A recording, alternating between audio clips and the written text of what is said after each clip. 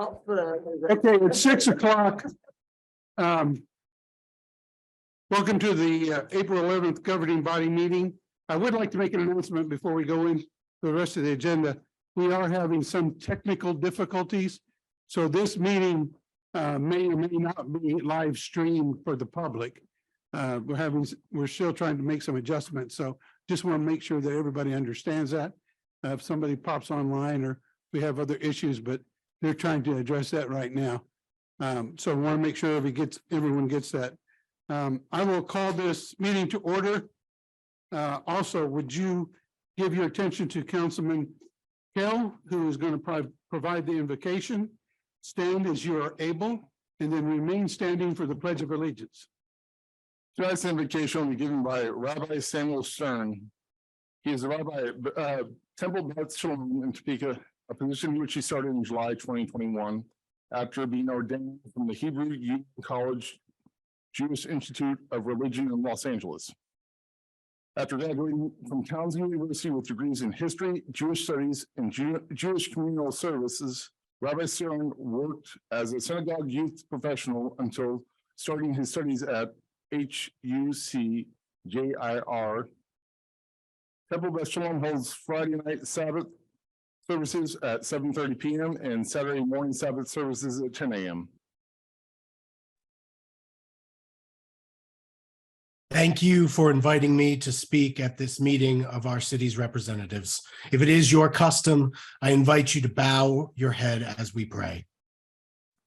God of all generations, God full of compassion and wisdom, thank you for your plethora of blessings, for life itself, and for the honor to be involved in useful work for the betterment of all Topeka's people. Faiths across the world teach that all people should respect the laws and ordinances made by our civic leaders and to support them in their work. To strengthen them in their efforts, I pray that God grant the leaders of our city wisdom to govern amid the conflicting interests and issues of our times, a sense of the welfare and true needs of our people, a keen thirst for justice and righteousness, the ability to work together even when there is honest disagreement, and personal peace in their lives and joy in their task. I pray for the agenda set before them today. Please bless their plans so that they benefit the people who live in and around our city of Topeka, Kansas. And let us say, Amen.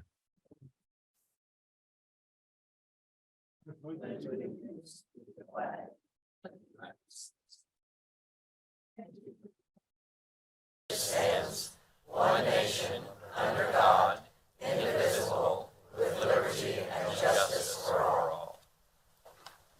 Thank you, Rabbi. Okay. First item on the agenda is roll call. Brenda, will you read? Mayor Padilla. Here. Council members Hiller. Here. Valdivia Acala. Here. Ortiz. Emerson. Here. Kale. Here. Nager. Here. Dobler. Here. Duncan. Here. And Hofer. Here. We have 9 present. Thank you. Move on to agenda item number 2, appointments. A is a board appointment recommending the appointment of Joseph Ledbetter to the Metropolitan Topeka Airport Authority Board for a 3-year term ending April 11, 2026. B is a board appointment recommending the appointment of Ronald Mullins to the City of Topeka Board of Electrical Appeals for a term ending April 11, 2025. And C is a board appointment recommending the appointment of Justin Grieve to the Topeka Sustainability Advisory Board for a term ending April 11, 2025.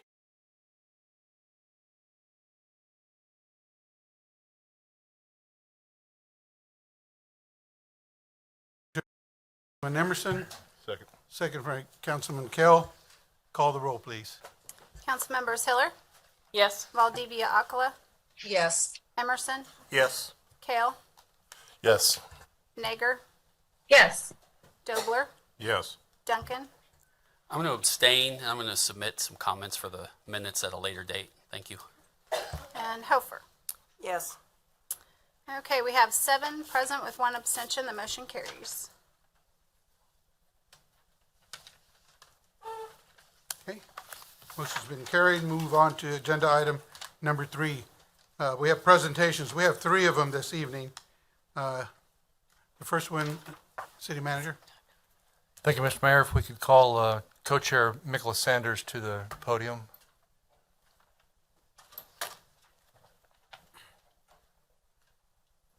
Hello. I'm Mikola Saunders, representing the Topeka Sustainability Advisory Board. Thank you for appointing Justine Grave. She's here in the back. We now have one open seat. In the report that was provided to you all, it said there are two. So that's an exciting development for us. There are 8 members of the Sustainability Advisory Board. The full report was emailed to you at about 5 this evening because it took me until today to realize that it wasn't in the packet for the meeting today. So if you get a chance to review that and you have questions, please feel free to send them by email. In the presentation this evening, I'm going to just briefly go over who we are, give some top-level highlights of the report, and our priority recommendations for the year ahead. I am Mikola Saunders, like I said, co-chair. This is my 3rd term on the board. Elliot Kemper, co-chair, is here. We have Leilani Gray, Kelly Megerkurth, Mary Monks, and Jay Van Blokrum, who were just appointed recently, and Kevin Seek, who was appointed last year. We've had several long-standing members who have just recently termed off. And we are excited to work with Sylvan and David, city employees who support our work. I hope you already know who they are. And quickly, I'd like to thank the Departments of Public Works, Forestry, Utilities, Water Pollution Control Division, and Shawnee County Waste Management for providing a lot of the specifics that you'll see in the full report that you received by email. You'll see on page 4 of that report some by the numbers items. We like to collect some things that we can sort of break out. So we know that, for example, 1,121 trees were trimmed in 2022 by the Forestry Department. We know that there have been 3 hybrid patrol cars purchased recently. We know that the Sustainability Advisory Board does community event, we attend events with demonstrations related to recycling. We'll have one of those for Earth Day coming up at Party for the Planet at the zoo, for example. We're also going to be involved with an Earth Day activity that's happening at the Oakland Billard Park, a cleanup activity. And we're trying to collect more of information like that we can share on our Facebook page. You'll see in our top recommendations, we continue to prioritize first creating a staff position that is full-time and fully funded, focused on sustainability efforts within the city of Topeka. This is the 5th time, I think, that we've reported this as our top priority goal. And you'll see in the full report a lot of information related to some of our peer cities and how they use positions of this nature.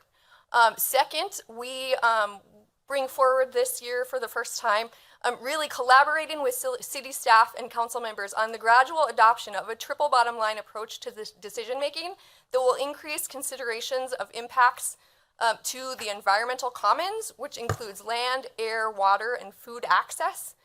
The triple bottom line really asks that we consider people, profit, and planet when we're making any decision. And third, we would like to continue to increase promotion efforts and celebrate the good work that the city is doing already and sort of inching toward as we continue in our work. We have several projects underway now that are worth celebrating. Our biosolids program, methane capture program are regionally recognized and nationally awarded as well. So we would stand for any questions if you have them. Any questions for Mikola? Councilwoman Hiller. Thank you, Mayor. Mikola, you've talked about visions that the board has that the staff person would assist with. Could you give us an idea of the scope of what you have in mind, particularly whether it's internal toward the city or external toward the rest of the community as well? Thank you for that question, Councilwoman Hiller. I think in our sort of wildest dreams, it is both, and it is full-time. When we had a half-time position, we were able to do a lot more in regard to tracking city energy use. which aligned with a grant-funded study that was done and some goals that we had set as a community. When we lost that position, we lost the ability to track that. That person also convened a group that included a representative of a lot of city departments that met regularly and talked about what can we be doing to, in terms of energy, energy use, sustainability regarding the best way to handle things like furniture that's being retired and all kinds of different sustainability things like that, right? Where if you really think about it, sustainability touches everything we do all the time. Are we making the best use of the resources that that we have? In a lot of communities that have either one full-time person or one of our peer cities has 6 sustainability-focused employees, they're able to collaborate more with business and figure out where can we collaborate for cost savings even in sustainability minded work. What can we do in terms of really adopting plans for the future that will set us up for success? Because where we're positioned in the country, it's likely that Topeka is going to, in the next decades, receive climate refugees from from outside. Another way to think about sort of how we adapt sustainability minded is if, as Topeka is working to recruit folks from other communities like Minneapolis or Boston or Seattle, where they have curbside composting, we can't look them straight in the face and say, if you live in an apartment, you can recycle here. We can't even do that. So we've got a lot of work to do if we're trying to bring people from communities that are, far ahead of us. And we need staff to support us in doing that work. Thank you. Thank you. Further questions? You've got one on the... Councilwoman Valdivia Akala? Thank you, Mayor. Thank you, Nicola. I was looking over the presentation. I do have a couple of questions, but first I want to say, I know how hard you guys continue to work and how frustrating I'm sure that it feels to gain so little traction. I think when we look at this from an eco-devo and a climate where we're going to be getting more people coming in, and we think about young people wanting to settle here, we all know that young people like yourself, and I'm sure many in the audience, this is your future that we're talking about. And because we are so behind, not pointing any fingers, there's just been so much transition over the past several years, within the city.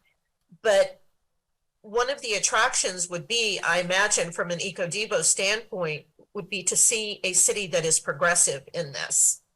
And so I think that that's one of the things that we also need to consider, and our partners that we work with, in the city need to consider. Also, I know that the city manager had been trying really hard to get, a position at least half-time filled. And I think, he's still working on it, but I know that when he attended, not speaking for him, but when he attended that meeting where I was present, and there was a lot of good ideas, bandied about. One of the things that I know that we had talked about is that partnering, that public education part, and partnering your board, partnering more with the city on Channel 4, social media, and all of that. And I'm just wondering, has any of that taken off yet? So I can report, just in the last couple months, Gretchen has been able to do her magic with the folks at Meta and actually get our Facebook page renamed so that people can find it. It's no longer, it's still listed as Green Topeka, but if you search Topeka Sustainability Advisory Board now on Facebook, you'll find our active page. The inactive page that no one had access to has been removed. So we are making progress in that way, and I can tell you that she's been very responsive when we've sent content to be posted. We have just posted today some of the efforts related to Earth Day that we're going to be involved in, and we're hoping that the community can add sort of more events. There's lots going on April 22nd. So, yeah. That is really good. That's really good to hear, because, Gretchen can work her magic in a number of ways. And I think too, that when we talk about public education, and I know that I'll be trying to attend the monthly meetings, is that you know, we need to consider how your board can move to reach out to the NIAs and make presentations, because more people need to be understanding exactly where we're at with climate issues and all the issues that intersect everything with sustainability. So that would be a suggestion too. Thank you though for everything that you guys continue to do. Okay. Thank you. Thank you, Mayor. Further questions? Yeah, Mr. Mayor. Councilwoman Nager. Thank you, Mr. Mayor. Thank you, Co-Chair Mikola Saunders. Great work. Thank you so much for being persistent. I just want to speak out in support of the staff person. I know that as we move forward, Councilwoman Valdivia Alcala did a great job of saying, yes, this is going to be something that's very, very important to, and you also mentioned, to attracting people to our city in particular, but also just creating basic services that other communities have stepped up and gotten to.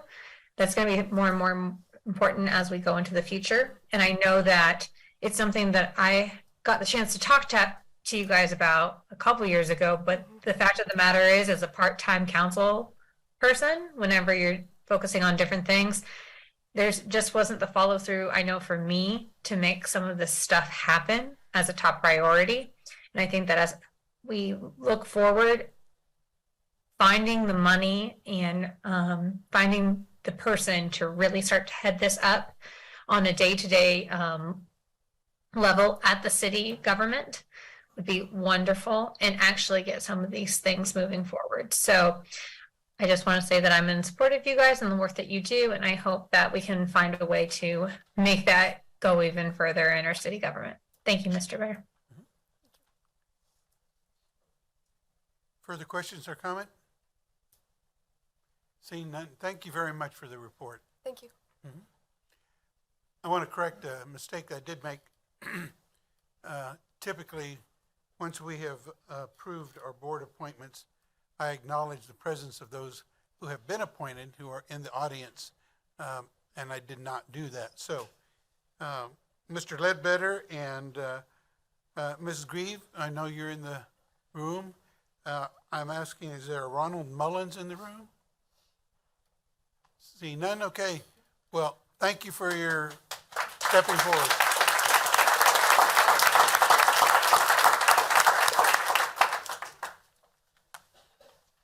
Okay, we'll move on next to the second presentation, City Manager. Thank you, Mr. Mayor. Last week, we had a request for the Department of Corrections from Shawnee County to come and talk about a new project they've got that's extremely exciting. So we have in the audience tonight Director Brian Cole. Director Cole. Thank you very much. And I first want to say thank you very much, City Manager Wade, for inviting me and asking me to come up. It's an honor. Thank you, Mayor, and thank you, City Council. If anybody's known me, that this is probably one of the most passionate projects that I've ever been on, and that is the care and custody of those who suffer with mental illness inside our jails. That is one of the biggest challenges that jails and prisons face across the United States, and Shawnee County and Topeka is not exempt from those challenges. It is very big. And, you know, while jails are not and prisons are not stabilization units or mental health facilities, I pay attention to the cases that are out there, and cases are starting to come across that jails are going to start being pursued as you're going to start operating as a psychiatric center. And that's what's being faced. And what comes with that is an extreme financial obligation. By jails, de facto, jails are the largest mental health facilities in your community, which means, since I'm the director of the Shawnee County Jail, that unintentionally means that I am the director of the largest mental health facility in Shawnee County. I'm fine with that. I come from a mental health background. I've grown up in the mental health deal, and I know that that's very important to me.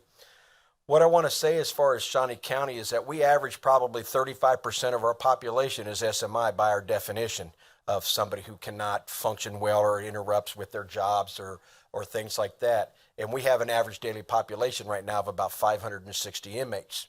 Now, that just meets the SMI definition. That doesn't mean those would have just low disorders with anxiety and things like that. And if I speak with NAMI, and talk with them, we probably would run around a 75% capacity of those who suffer with some type of mental illness. And I won't even begin to talk about the staff, which is very high with them as well. That if I counted, and we did have up to almost 75% of those with mental illness in our jail. And we hold from jails from our district court, city court, federal, out of county, you name it, we hold them and we get them. And I can't tell them, I can't say no. I can't stop them at the door and say, we can't take you. We work very well with law enforcement. Chief Willis is there, and he would tell you that we work very closely together to get them the treatment they need before they come into our confinement or our jurisdiction. But I can't say no. And so we're faced with that, and we have that coming in.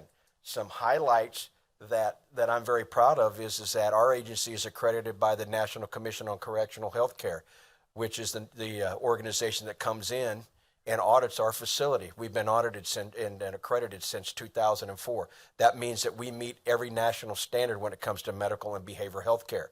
There's not very many in the nation, maybe 10% that meet that, and we're one of those. That's important to me. 2021, the Board of County Commissioners signed a proclamation or a resolution that said that we are going to be involved with the Stepping Up Initiative, which is a national initiative for dealing with those who find themselves in jail with mental illness. 2022, we applied for, and we are now, Shawnee County can say that we are an innovator status county. There's not very many, maybe 10 in the United States. And we're one of those. That means that we put this as one of the top challenges we have in our agency. That one of the things that I've been putting on my budget for many years is the fact is that, as I told you, that we have an average daily population of 560 and maybe 35%. One of the things that I've been advocating for is a mental health housing unit in our facility. I've traveled, I've been around the United States, and I've seen facilities. I've seen some good ones and I've seen some bad ones, and I put this facility in Shawnee County, Topeka, Kansas up against any of them. But what I will tell you, what we lack is the appropriate housing. Doesn't mean we don't have good housing, but we need to have the specialized housing. I want a program. I don't want crisis services only. I want a mental health program. And we have the support of a lot of community members in the city, in the county, and nationally. We have that support. One of the things that I asked for is I told them that the commissioners that we're going to have to start investing in this. And in 2022, Shawnee County set back $10 million for this project. We're in the project right now that I am seeking. We had our on-site bid to where companies could come in and contractors could come in and start looking at our facility. I'm looking at adding anywhere from 70. I want 100 because I could fill this facility up today with just who I have. And then that we would have all those programs, but they sent the $10 million back for us. We're in the process of, like I said, we're working with 5, we believe, companies that are going to give us bids. We're going to be working with them. We're going to score them from what positions they can bring as far as the physical plant, the cost, the programs that we can build, the space, because this is a facility that I'm going to have pharmacies in. I'm going to have telemedicine courtrooms in there, electronic courtrooms, conference rooms for confidentiality, group sessions, medication complaints, but also dealing with a lot of different levels of mental illness, suicide risk. Right now, one of the challenges we have in Shawnee County is that I'll have some with SMI or severe mental illness in this module, and they're spread out. We functionally cannot continue to operate that way. We have to get this challenging population in a common area so we can put the resources in there, because it is very challenging for staff going there. We'll have specialized training that goes from there. I'll be working with the law enforcement throughout this community on the talks about how we start working with dealing with those that come to our facility with severe and persistent mental illness. That some of the things that Shawnee County and Topeka are leading the way on is that we're providing restoration competency, restoration services, which means there's a long wait to get inmates into Larned. I have an inmate that's been in our jail for over a year, has never been to Larned yet, and they decompensate very quickly. So one of the things that I said was, I'm not going to wait for you anymore. So we started working with Larned, and I said, I want you to start having your people come to me And then we're going to start expediting the cases and doing the restoration. So we're one of the first pilots in Kansas to do this and around. So, and it's working very well. I'm very proud of what we do. We're not without our challenges, but do I think $10 million is going to pay for what I want? No. I'm working with those with the State Department, KDADs, and talking to them about money. We hold federal inmates, so I'm working with U.S. Marshal Miller on talking to them about funding there. I've had representatives from Senator Marshall and Senator Moran's office in my office talking about how they can help with us funding this. One of the things that I want to leave everybody with is we have got to do better as a community when it comes to the dealing with this. And this is a community problem when it comes to dealing with those with mental illness. It is the number one health concern in Shawnee County, and it has. The stats that I see from 2000 to today have not changing, meaning Shawnee County has a higher per capita of those with serious and persistent mental illness. I did a study in 2000, and then those, when I went to another, they reiterated the same things. It's still the same thing. And what bothers me is, and the commissioners have heard me say this, it is a crying shame that the jail is building this and we don't have the resources in the community. I'm not advocating ever that people with mental illness don't need to come to jail, because we have some serious people in jail that need to be in jail. But we have got to start working together on how we keep that, because the average cost is about $400 a day. And I hold about 30 city inmates.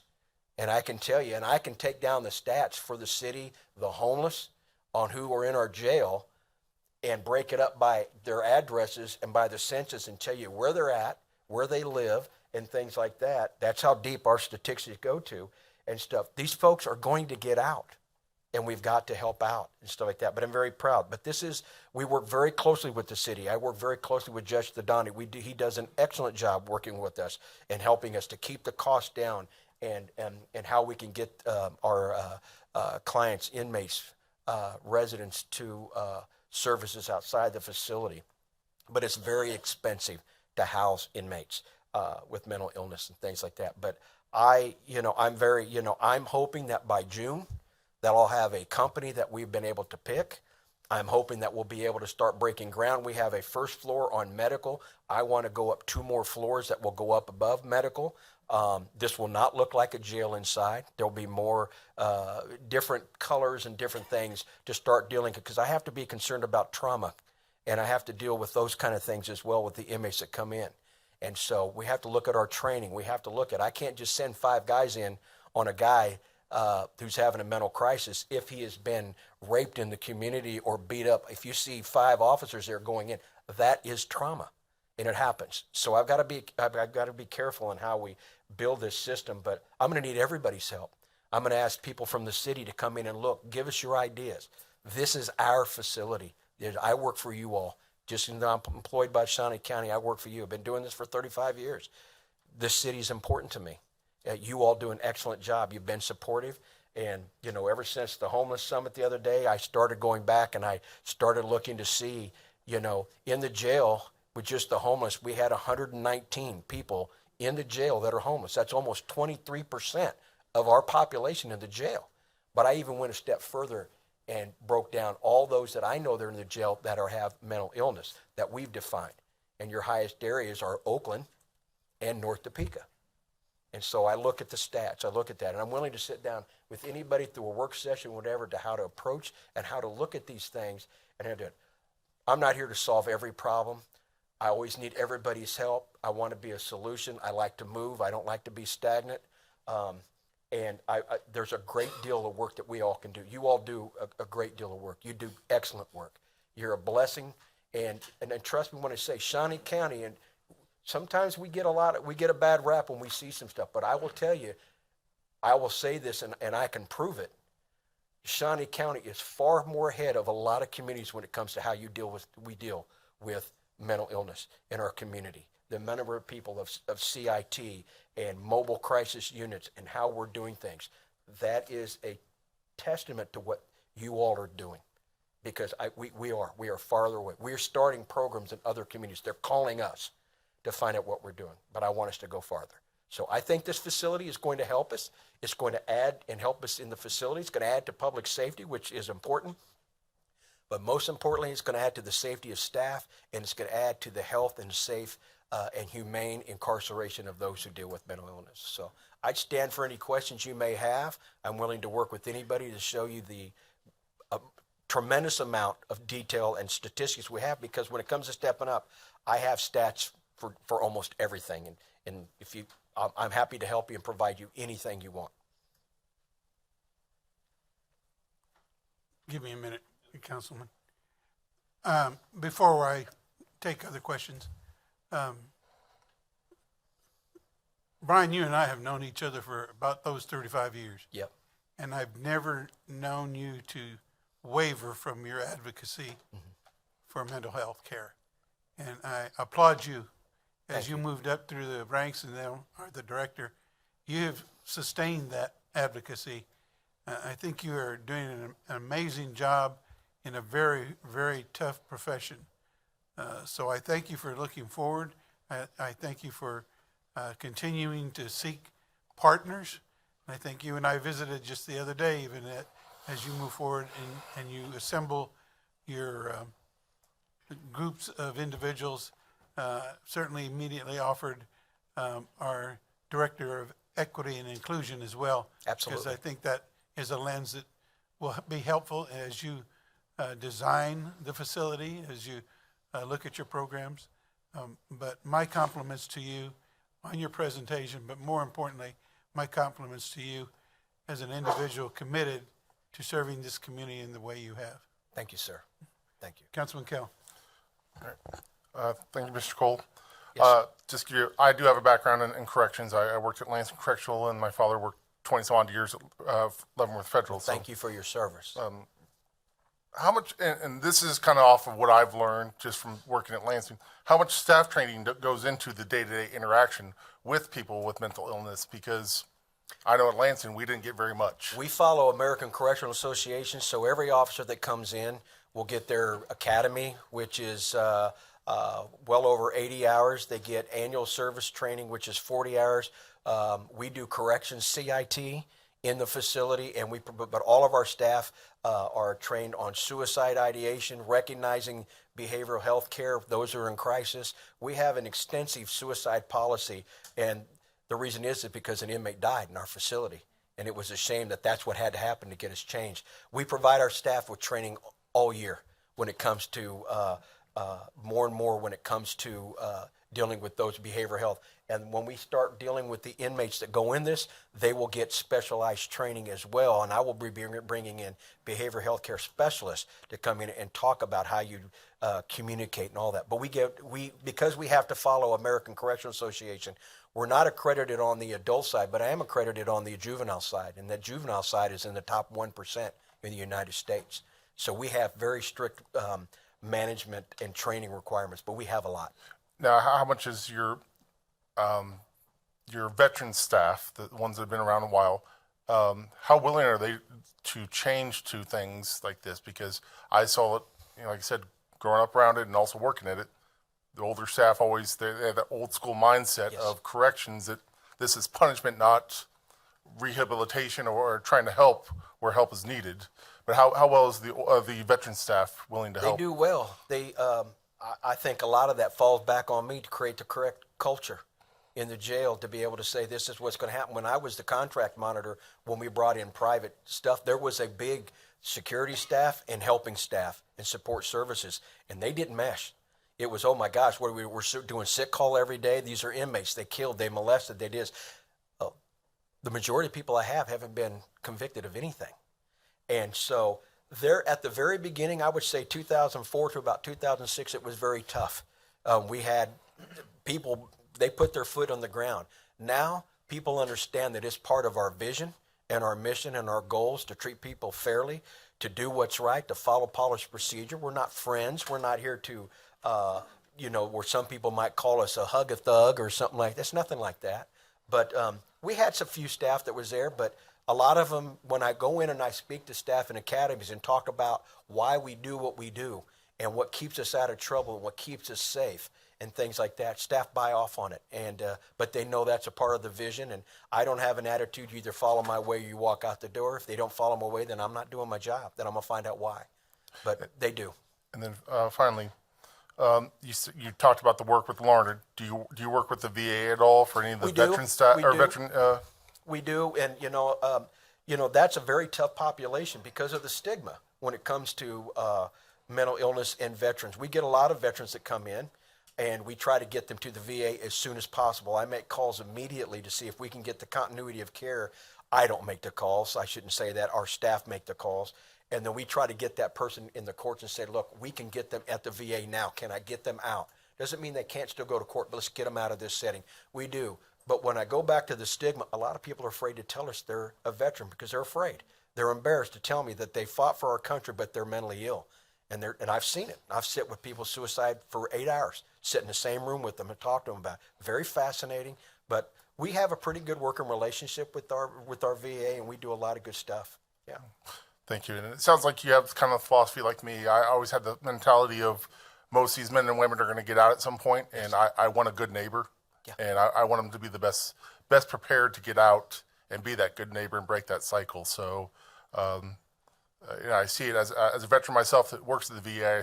I see the stigma with the mental health side of things also, and even as a person I feel that's open-minded about mental health, I struggle with the sometimes that you just need to talk to someone just get it out. And sometimes as a veteran, the only person that understands is another veteran. That's right. And we do one of the things I want to increase is peer to peer discussions and evaluations where we bring in peers or consumers with mental illness or from the VA to come in and talk to our inmates because they'll talk to them. And one of the first things we did was in our suicide modules is I pay inmates $7 a day. It doesn't sound like a lot, but it's one of the highest paid positions in the jail when it comes to inmate work. They work in our suicide module and help the officer. The inmates will talk to the inmate and say, he's not feeling very good. They won't talk to an officer, but they'll talk to another inmate. And we've avoided some very tragic because of what the inmates have done. And I had a lot of jails and sheriffs that said, oh, Brian, this is foolish. Oh, I'm going to tell you right now, it's saved lives. And I'll spend $7 a day to save a life. Thank you very much. And I'll be contacting you about taking a tour one day. Absolutely. Thank you, Mr. Mayor. You're welcome. Further comment or questions? Councilwoman Valdivia Alcala? Thank you, Mayor. Brian, I just wanted to say thank you so much. Thank you for being at the Homeless Summit because your passion was evident, and I still have your number, and we are going to hook up for what I hope is a lengthy meeting that's all encompassing. And I also want to say thank you being fact driven to what many in my district already know when you spoke of Oakland and North Topeka with the high level of the mentally ill population. Our district has known that for years. And I'm going to stay as even as I can about it because everything that you're doing hopefully will ease some of the stress that the housed population in my district that also suffer from various forms of, probably not the SMI, but, lower grade mental illness and have challenges getting services. So it's an upside down world that we live in. And I know that you're trying to make the best of it, but I do wonder if you can tell me, since we weren't able to get as much information as at the community meeting that we had in Oakland as I had hoped, do you have any idea?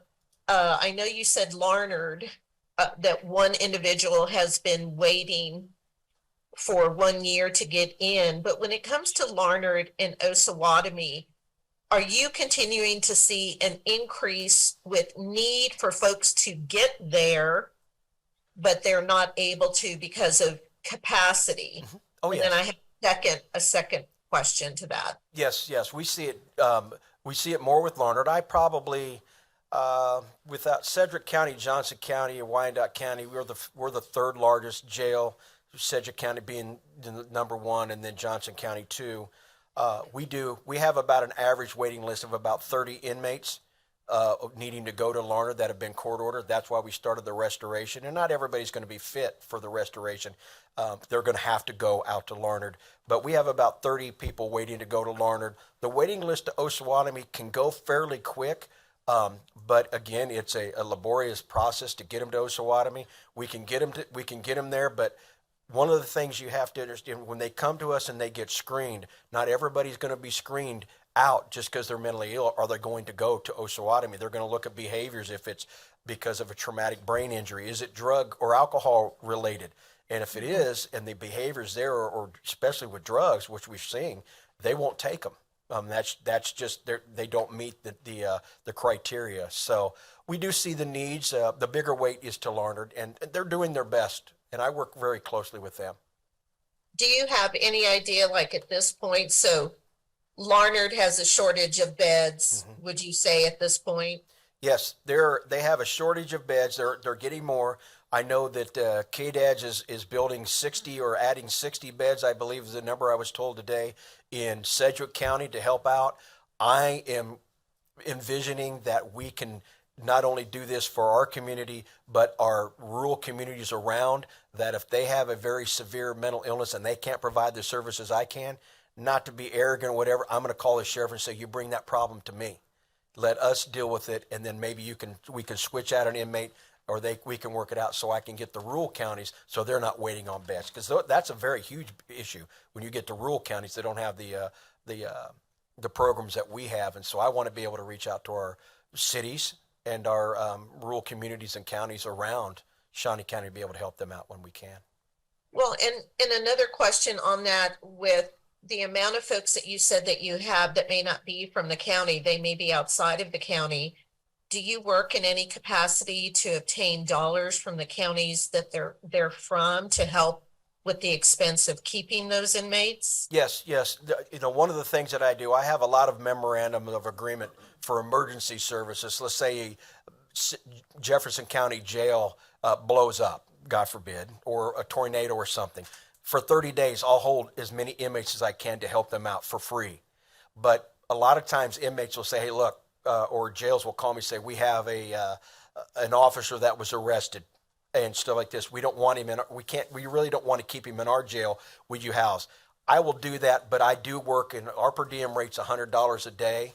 I only do hourly rate for the city. I wouldn't, we because they don't stay as long for the whole day, but we have per diem rates that we work with other counties to help out. One of the things in my per diem rate is it seems very high, but I provide medical services in that per diem. A lot of people will say, maybe we can go to another county and get a better deal to hold inmates or whatever. I'm going to caution you on that, is that be very careful when you do that, because a lot of times medical services aren't in that, and the cost of driving somewhere, and not trying to drum up business, because, I'll never be out of a job. But what I want to say is that a lot of jails are now being built for revenue. And I don't believe in using our community, our members as property.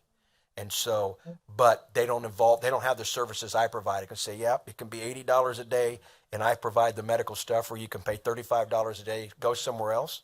But if you send somebody sick, you'll be paying the medications, you'll be paying for the eyeglasses, you'll be paying for all of that, you'll be paying for visits there, and then on top of the money that you have to travel. But yes, we do get services there, and the federal government, for U.S. Marshal, they pay me. Well, and I would say too that the wealth of information that you have, and the way that you can move up and down with it and make it, easier for some folks to understand than others. I think that your information has been invaluable, because I think what's missing within the county government, and I mean, as I'm just saying this with commissioners and with us as city council, is how do we explain to the average lay person, say in my district or in other districts, what is happening in the jail system, what is happening in the mental health system, to break this down into digestible pieces so they can get a better understanding. Because right now, I don't think a lot of people understand what's going on, no matter what side of town they live on. But I just want to say thank you again, because the information that you have provided tonight, I'm sharing with my district, and encouraging folks to watch this meeting because we know that this is a hot button topic right now. And I think it's trying to be approached in a humane approach, but also for how it affects everyone across the community, those with a severe mental illness and those that are in the, in the housed community that deal with those that have yet to be, find that treatment that they need. And in the case of my neighborhoods are suffering from it. So thank you very much, Brian. You're most welcome. And you set up the meeting. I'll come to your community. I'll come to those houses and I'll talk whatever you need. Thank you. Anybody. Further questions or comments for the director? Brian, again, thank you very much for being here tonight, and I appreciate it. It's an honor. Thank you, sir. Thank you.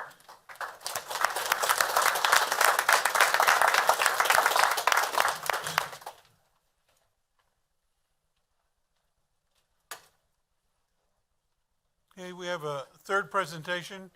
Mr. City Manager. Thank you, Mr. Mayor. Wanted to follow up with the governing body in regards to the homelessness summit that we held last Wednesday. Director Cole, as well as several in this room, were in attendance. There was a few key takeaways from Wednesday. There certainly was a desire. We had over 40 agencies RSVP'd for the event. I think at the end, all agreed that there was a heavy desire to continue to engage together. A lot of belief that there are no quick or easy solutions. And there was also the shared desire to implement gold standard approaches. As we went through the day, there were 6 key focus areas on your screen. Stagnated systems, trauma, mental health, a lack of fundamental life skills, a lack of stable shelter or housing options, as well as NIMBY, not in my backyard. As we went through the day, we kind of came to the understanding that some next steps that are also on your screen here. There's a need for more affordable housing. There's a need for a one-stop shop, a low barrier shelter and transitional housing, public education, more detox beds, the need to treat mental health like physical health, trying to identify some quick wins, form work groups to tackle issues, better communication and collaboration between those in attendance. So for the governing body tonight, there's some immediate next steps for City of Topeka. There's a small group going to Colorado Springs tomorrow to look at a shelter, a low barrier shelter that's been constructed there. That'll take place on Thursday. For engagement with the consultant that we've talked about, there's the need to select a core team. And I think my recommendation is that we will tweak the approach from the standard Bloomberg approach that we're going through right now with economic development and tweak it towards the assumption that City of Topeka and the group that was present on Wednesday needs to engage towards consideration of a low barrier shelter and or traditional housing and work on that hypothesis. There's a lot of questions that have to be asked and a lot of questions that have to be answered. A lot of stakeholders that need to be talked to and interviewed. So those are kind of the next steps moving forward. Wanted to share that with the governing body so everybody was kind of on the same plane coming off of Wednesday. Thank you. Questions for the city manager? Councilman Kell.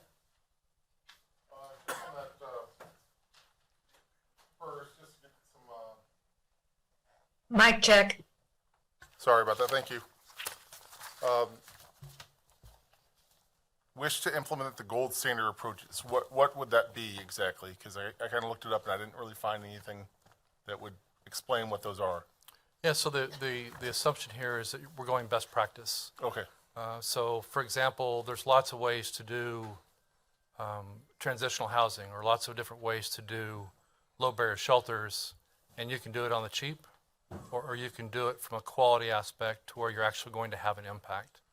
And there was the desire to whatever approach that is implemented, that we truly look at the long range and go for solutions and results as opposed to just saying we did something. Okay, I just want to make sure it wasn't like an actual list of things out there, so thank you. Councilman Vadiviakala. Thank you.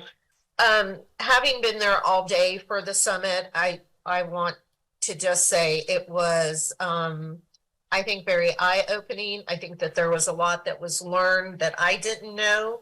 I think the breakout groups were important. I'm hoping that this solid commitment from the organizations that were represented there will continue to move forth. I do want to point out a couple of things.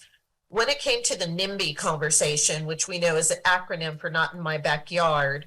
So let's say if someplace in Clarion Woods, which is right around where my folks live, or any other neighborhood, like what would their attitude or issues or concerns be if they had to deal with the encampment issue, like we're dealing, like have been dealing with for years along the river, so a lot of times in different sections of town where the issue is not as in your face, you have that pushback going, nope, we don't want it here. We don't want to deal with it. It's easier to look away from.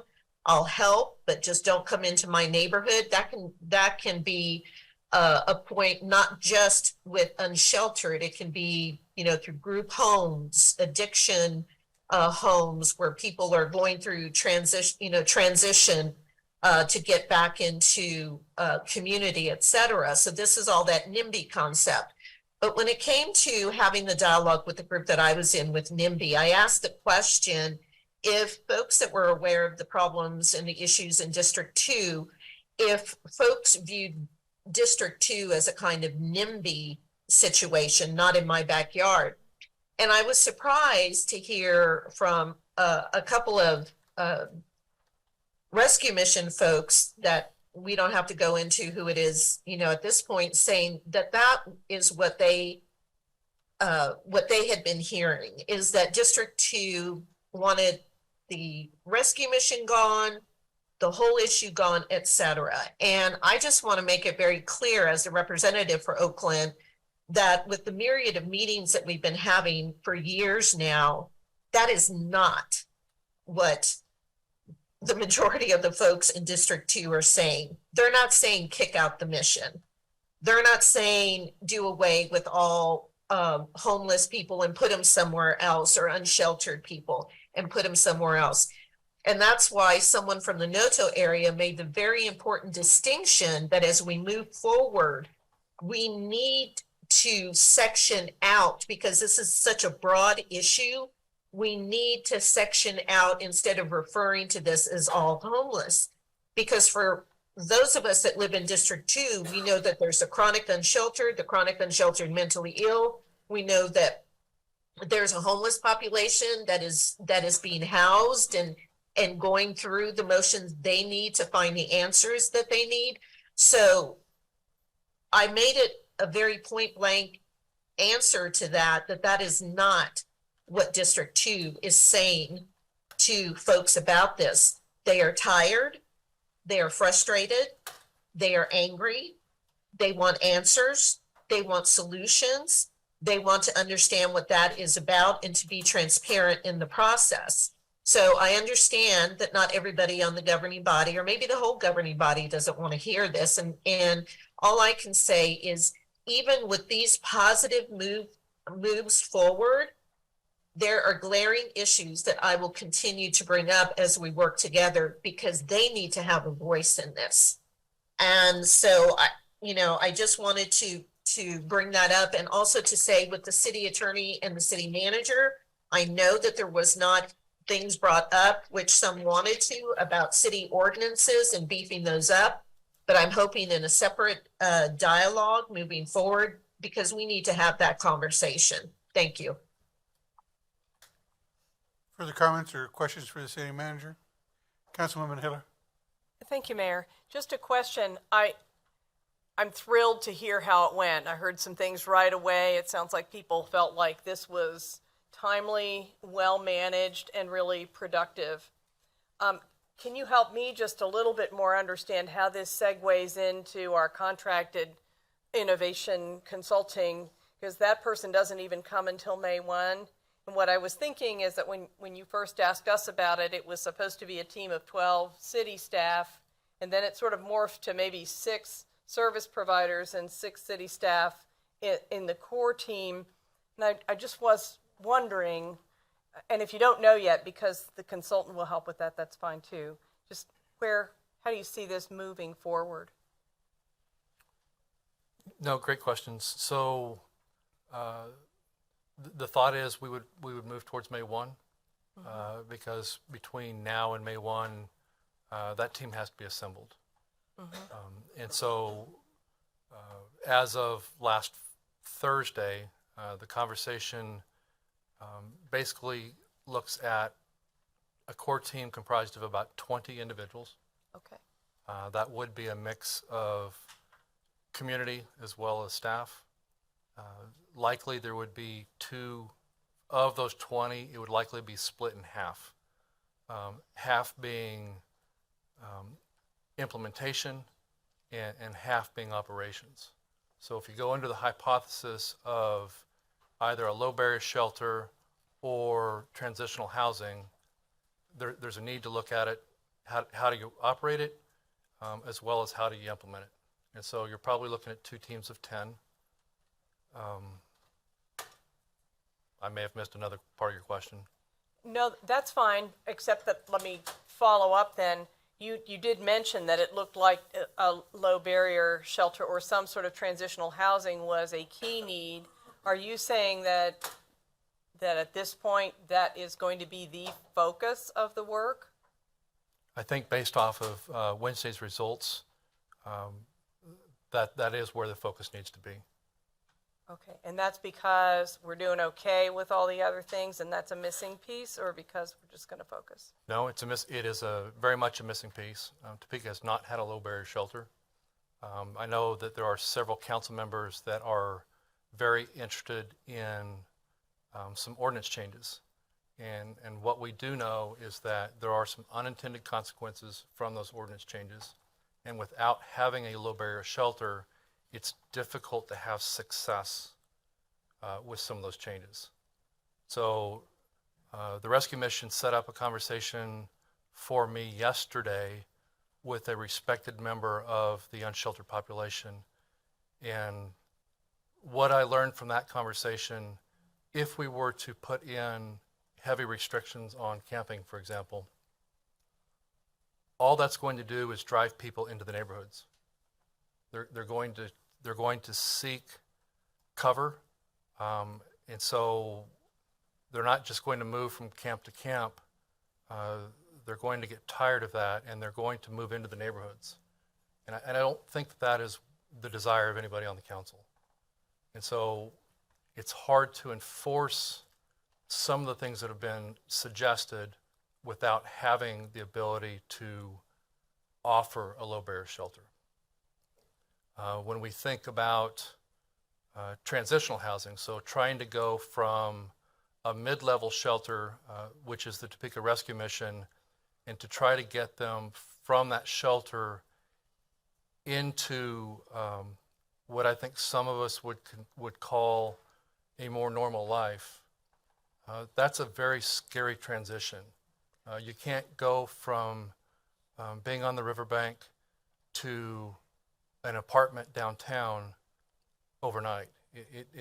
Those life skills that are missing, it's very scary. And so there's a need for that transitional aspect also.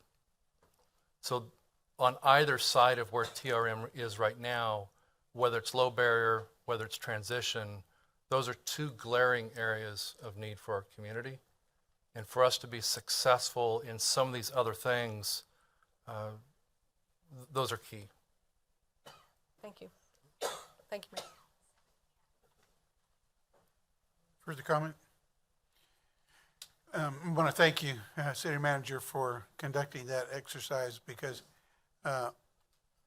my observation, and people may or may not agree, that with all those providers in that room, still, you don't know what you don't know.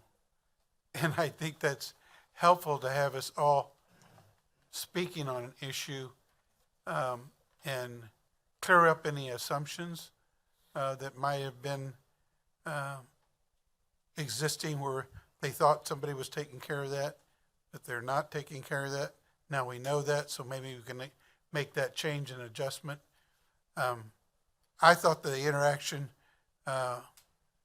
with the council members who were there with those providers was excellent. I think that that's a good way for them to hear and see in real life from the care providers what challenges exist out there. I like the idea of a core team. I think I mentioned that in my comments to have sustainability on the issue. I think that you and I would like to visit with you about how best that is accomplished. So I think that that was a very good start. I thank everyone in the community who participated. I think we're on the right track. So thank you again for organizing that. Thank you, sir. The nice part about Wednesday for me was the number of people that have asked to stay engaged. Each of them were asked to pledge their promise to continue forward if that's what they wanted. And the number of people there that said, put me down on one of these topics was very gratifying. Good. Thank you very much. Any further questions or comments before I move on? All right, thank you. Move on to agenda item number 4, the consent agenda, if the clerk will read. A is approval of a professional engineering design contract between the City of Topeka and Bartlett and West in the amount of $99,560 for the purpose of providing engineering design services on Project 84-1091, Phase 9 for street rehabilitation of Northeast River Road from Crane Street to Emmett Street. B is approval of a professional engineering design contract between the City of Topeka and Bartlett and West in the amount of $270,700 for the purpose of performing engineering services on Project 29-1090, backup power for ultraviolet disinfection process. C is approval of a professional engineering design contract between the City of Topeka and Professional Engineering Consultants for an amount not to exceed $209,622 for professional engineering services on Project 701031 located near Southwest Topeka Boulevard from 29th Street to 21st Street. D is approval of a professional engineering contract between the City of Topeka and Alfred Benish and Company for an amount not to exceed $119,627 to provide professional engineering services for Summerfield Neighborhood Street Improvement Project 84-1091 Phase 2. ER minutes of the special meeting of March 28, 2023 and the regular meeting of April 4, 2023, and there are no applications. Thank you. Can't tell you how glad I am to see item C on the agenda. We've all heard the consent agenda read, so is there a motion for the chair? So moved. A motion to approve by Councilman Duncan. I need a second. Second from Councilwoman Nager. You're on that little tiny TV, I can barely see you. Okay, if you call the roll, please. Okay. Council members Valdivia Akala, Yes. Kale, Yes. Nager, Yes. Dobler, I'll abstain. Duncan, Yes. Hofer, Yes. Mayor Padilla, Yes. and Councilmember Hiller. Yes. We have 7 yes with 1 abstention. Motion carries. Thank you. Motion's passed. We'll move on now to agenda item 5, action items. If the clerk will read. A is a resolution introduced by City Manager Stephen Wade authorizing the use of excess funds from unreserved fund balances. Okay, we do have somebody signed up to speak on this item, 5A. Have Mr. Aaron's? Are you, I'd like to withhold my comments until after the vote. okay?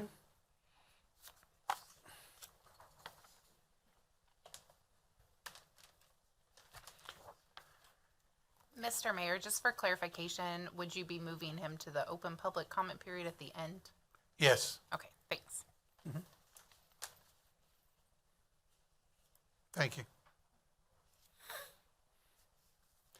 Okay, Mr. City Manager. Thank you, Mr. Mayor. So at the end of February, the Finance Department made a presentation to the governing body in regards to year ending 2022. We noted at that point in time that there was some excess funds, either that had not been expended or additional revenue that came in above budget. At that point in time, we made a rough outline of where we would propose that those monies go, with the understanding that once we got towards a final close, that we would have a better handle on the exact amount of money available. So there are 8 items that we are proposing that money be allocated to. I do need to make a technical amendment to the presentation in so much as there is a request that $1,038,355 go to the Economic Innovation Fund. City Attorney caught today that municipal code actually calls that the Economic Development Fund as opposed to innovation. So that's a technical correction to comply with code. But there is, for the audience, $3 million to a design fee fund. The purpose of that is really to save money long term. So what we are doing right now is we're bonding some money as we look into capital projects. This will allow us actually to have a revolving fund to where we can spend cash and save the money. And when a project goes to final bonding, at that point in time, the fund would be reimbursed. There is, and has been in the budget for the last about 3 years, the need to replace our accounting system. There is a study that the governing body previously approved for examination of an interchange with the turnpike near 29th in California. At that point in time, we had the desire to pay cash as opposed to bonding. There's a couple of cleanup items, a bikeways master plan, a median replacement fund, cleaning up a couple of issues. $1,157,901 for facilities improvements. And then we have a little over $256,000 for the Affordable Housing Trust Fund, and then the previously mentioned amount for the Economic Development Fund. To give a little bit of background on the Economic Development Fund, that is the umbrella title for the area that houses both the Affordable Housing Trust Fund as well as the proposed land bank. So by placing it in that umbrella fund, that gives the council some flexibility for the future to where that money could then either be used for land bank if approved by the governing body or similar such items. Okay. Questions for the city manager? Deputy Mayor Dobler. Thank you, Mr. Mayor.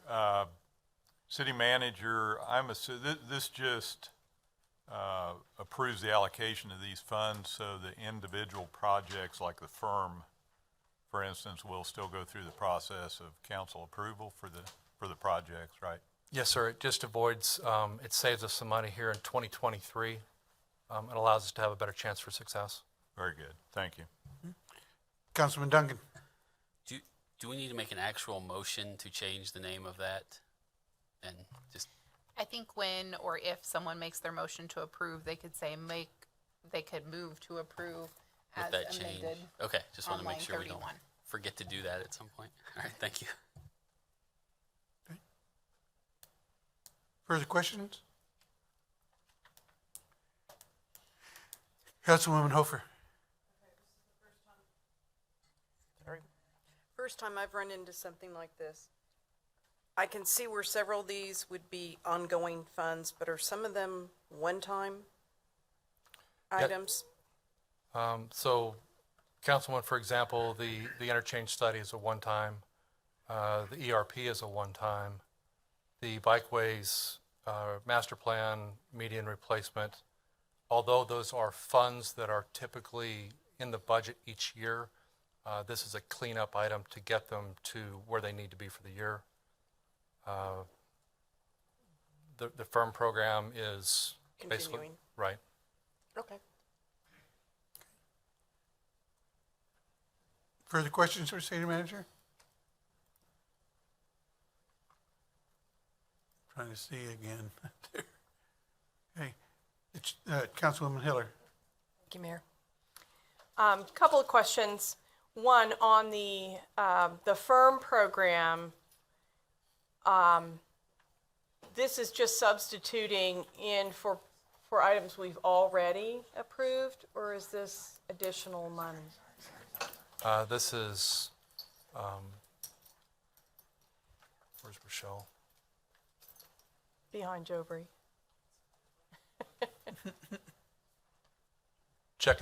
Are these previously funded, or are this is an anticipation? This year's funding.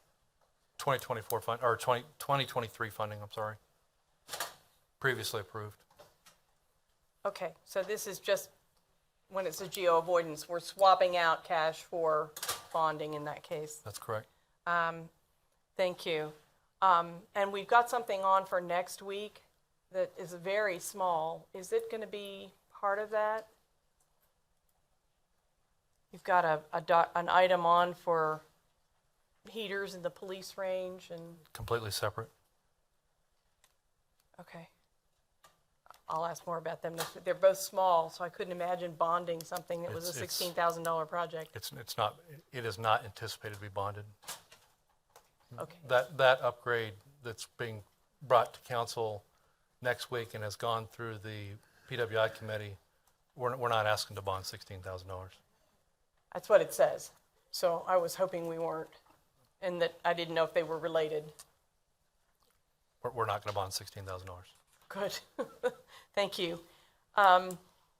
Another question would be, and I know it's running around lots of circles on the Affordable Housing Trust Fund that was expected to, there was expected to be activity to raise private money for that. And that we would not be asked again anytime soon anyway without private money. Could you discuss a little bit why this is being recommended for the trust fund rather than, for instance, just for affordable housing? So in July of 2021, when the first amount of money was allocated by the governing body of $250,000, there was the requirement for private matching. That was achieved through a donation through the Capital Federal Foundation. So they did a $250,000 contribution that matched the requirement of the council. Last year at year end, we brought in another roughly $250,000 into the fund. And there's always been the target of $1 million in order to progress. And so the roughly $50,000 proposed tonight, $256,000, gets the fund to that magical $1 million number. Part of the discussion, if I may, along the way was that if we were only going to use city money, we didn't need a trust fund. And there were various commitments to raise money. Do we know what went wrong, or do we have a plan for how the the potential of the trust fund is going to be achieved? What I can tell you, with assistance from Councilmember Duncan, we've had conversations with the Topeka Community Foundation to where this $1 million would actually reside at TCF. The thought process there is by the funds being at that location, it will make it more attractive to private donors as opposed to sitting in a city fund. We have had some concerns expressed that for whatever reason, a future governing body might be tempted to take money from that fund and use it for operations. And so this is a way to avoid that. By the money sitting at the Community Foundation, it does require approval of the board of TCF before any money can be allocated out. And so if we very clearly state our intentions that the money is not to be used for operations and it's to be used for affordable housing, then that gives any contributors some added layer of security. Because the way it's structured, we would have no control whatsoever about how our dollars were spent besides that guidance. I'm sorry? We would not have any role in having the board bring priorities to us and identify what they had in mind to do with the money, or necessarily any input from this body about how that money would be spent. I'm sorry, the board being the Community Foundation, or the board being what's been proposed with the Affordable Housing Trust Fund? What's been proposed with the trust fund, I would think. So the trust fund was outlined when passed in 2019. That ordinance it fairly clearly outlines the makeup of the board as well as what the intentions are. So the assumption, of course, would be that we would have to follow that ordinance.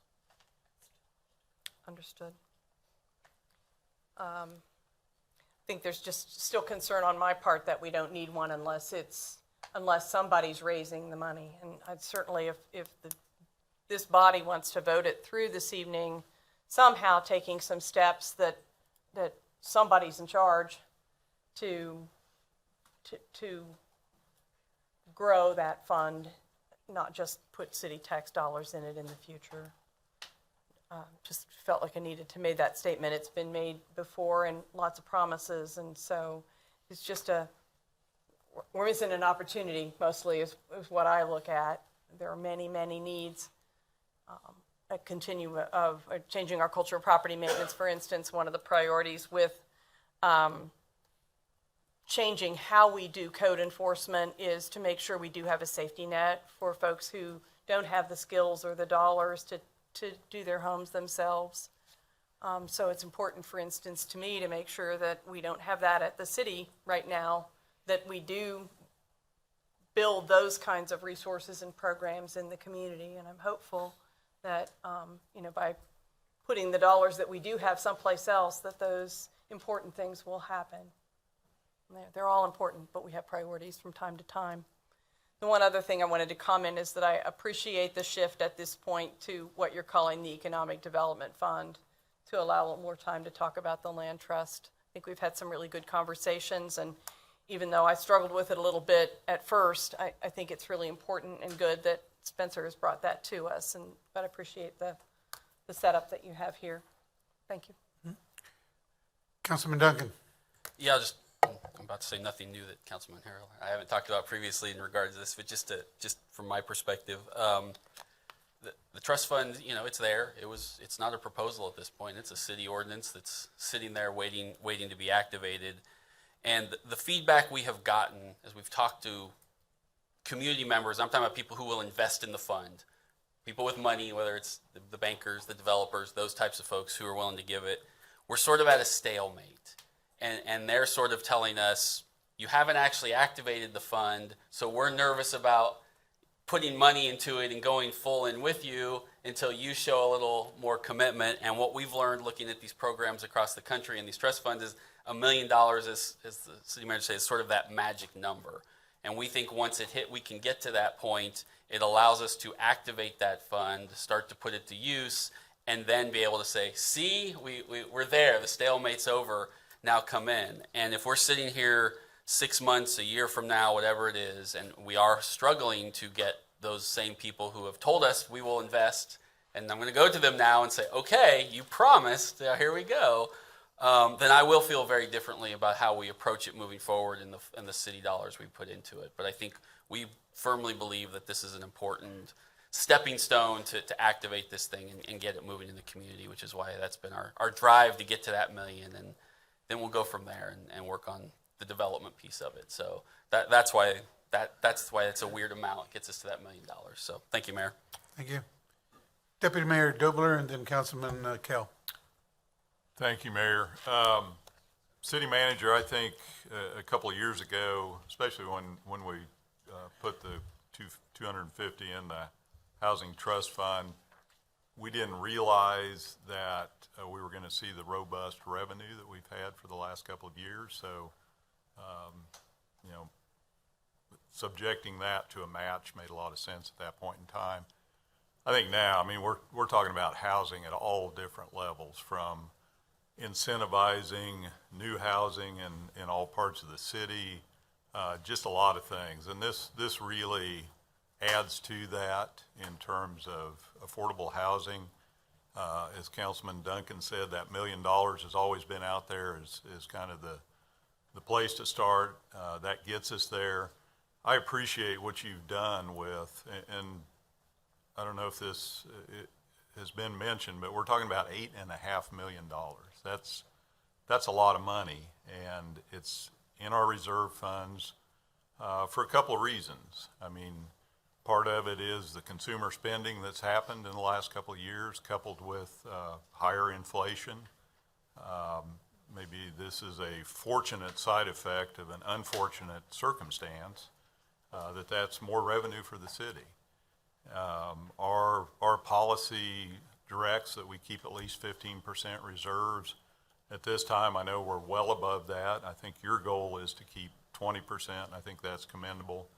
But you are spending down that reserve, which is exactly what we've asked you to do. And I like what you've done. And I'm gonna just hit a couple of highlights here. The design fee fund is money that's going to get replenished, but we have not been able to do that for, I'm thinking, 25 plus years. So what a great, and it's back when the city had the funding to do it, and we haven't had that since then. It makes just a ton of sense. Being able to upgrade our ERP, take care of some of these capital items, including the FIRM program, which reinvest back into the infrastructure that we own, the city buildings, without having to bond, just again makes a ton of sense. And then being able to invest in the Affordable Housing Trust Fund, as well as that Economic Development Fund for whether it's the land bank or other types of housing. It really seems like it's a well-balanced answer to what we've asked for. It's not putting everything into infrastructure. It's doing a lot of good across the board. So I appreciate it, and I will be in support of this. Thank you. Councilman Kell, then Councilwoman Valdivia Alcala. Question about the possibly moving the fund over to the Topeka Community Foundation. I like this idea. It's a good way, I think, to get the matching money. But you said earlier that they can't, touch that money for operations. And I've seen this before, where it's like it's almost like, well, there's your money, and we got these donations, and they kind of almost, is there going to be like a separate pot that when people do donate, that it goes for their Affordable Housing Trust Fund, and not where they can just shift that money and say, well, your money's still over there, we haven't done anything with that, to keep, because I've seen it before with organizations where they start playing with the money more, and it's more of a game's not really the right word, but it becomes a game almost of of the way the money shifts around? Is it going to be like a separate pot where if they donate into it, that applies the same rules as we're applying? Is this our money going into it? Councilman, I think I understand your question, and the short answer is yes. So that $1 million is a blend of private as well as public funds. The way the agreement would be written with TCF is there are the same parameters that have been outlined in ordinance. So it can only be used for certain things. And it would take the governing body to change that ordinance to change that. So there is no moving money around. There's no smoke and mirrors. If a person makes a donation to the Affordable Housing Trust Fund, that money would go into that fund sitting at TCF. Okay. All right. Thank you. Councilwoman Valdivia Alcala.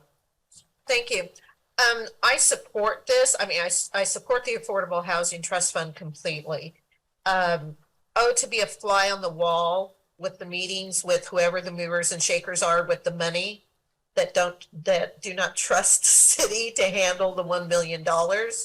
I really have an issue with the money going to the Topeka Community Foundation. So I guess my question would be, in the ordinance that has already been passed, has that been specified that that money will go to TCF, or are we, because of the people with the dough wanting and not trusting the city to manage the money, is that just now being put into the equation, or was that part of the original ordinance?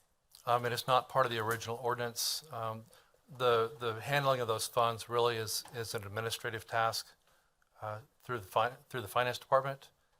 So there is the ability to do that. Really, this is in response to Councilwoman Hiller's question in regards to why aren't we doing a better job of getting those private funds? And so as we've thought through that, we have seen an obstacle being concerned that the money is, in essence, they're writing a check to the city of Topeka, and some concern that we wouldn't use it as requested. Wow, is all I have to say. Wow, to those partners that wouldn't trust us to administrate, those dollars, especially with the new staff that we have on board and the trajectory that we're going with, really so many affirming changes with how we move and how we move within the city and in relationship outside of the city. That's really, I think, that's disappointing. I do not support that. Is that something that we would have to vote on, or that you're just going to move on if this passes tonight? How is that going to work? It does not require a vote. Certainly if the governing body were to tell me that that's not what they wanted to do, I'm probably not going to go against the will of the governing body. I'm sure. I'm sure. Okay, that's all I wanted to know. Thank you. Deputy Mayor Dobler. Thank you, Mayor. I mean, Topeka Community Foundation's a 501c3, right? If you write a check to them, is that tax deductible? Yes. If you write a check to the city of Topeka, is it tax deductible? It is? Okay. Sorry, I thought it wasn't. That makes more sense to me to be able to, and I think it does to some people that don't really understand that if you write a check to the city, you can, so I don't know. I guess I'm almost a little bit with Councilwoman Valdivia Alcala that if, I don't know. I'm going to have to think about that before I weigh in on it. Thank you. Councilman Duncan. Well, two things. We're not making that decision obviously tonight, and as the city manager said, that can be a further discussion. And let me be more clear. It wasn't that they sat there and said, we don't trust you all in, you guys are terrible.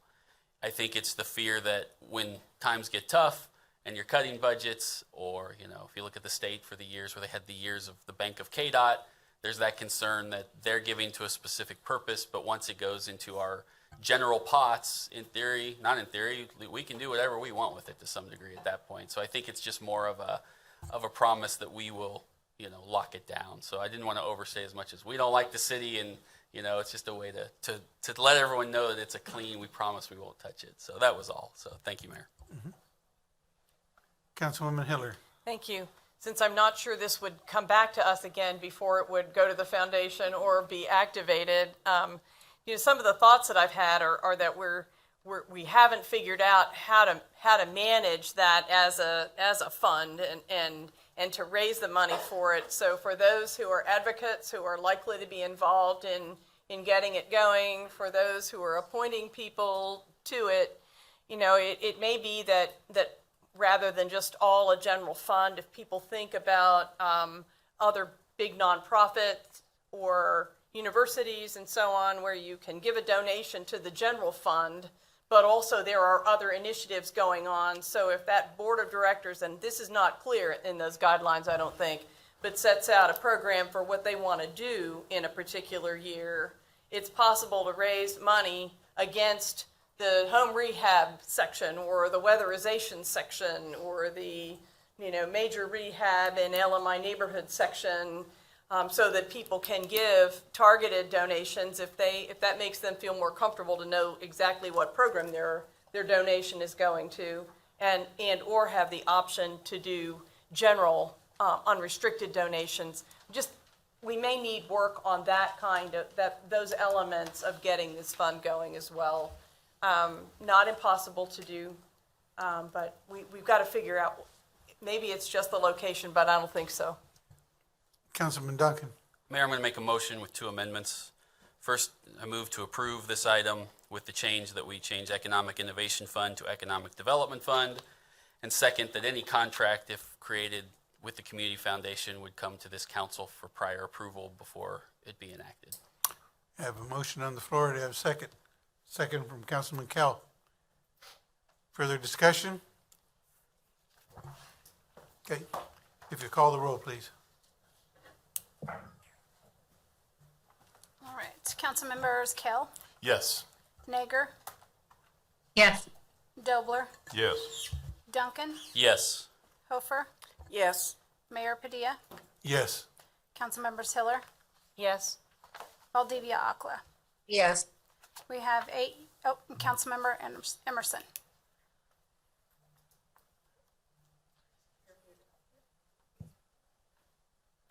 Is he on?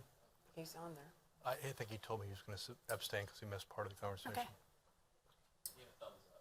Yeah, thumbs up. Okay, well, there you go. So, Thumbs up that I was abstaining. Is that official? Not hearing. I'm gonna did he say abstain? Abstain, yes. Okay, thank you. Oh, cannot hear me? I'm not voting on his behalf, I promise. Okay, we have Yeah, 8, but, He abstained. we have 8 yes with 1 abstention. The motion carries.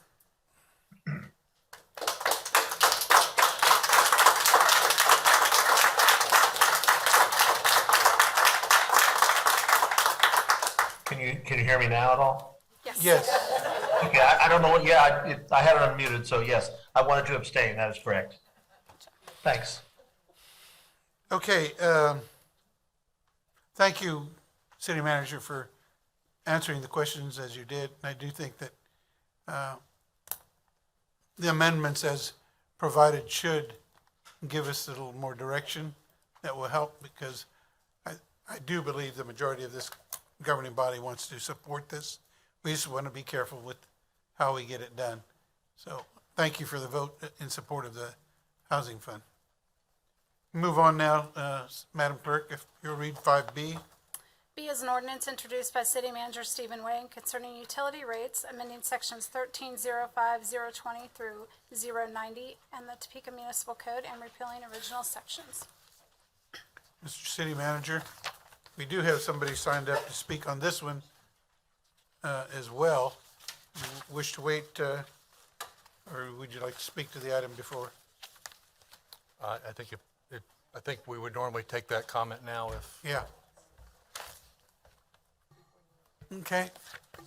For 5B, I have Mr. Patrick Delap.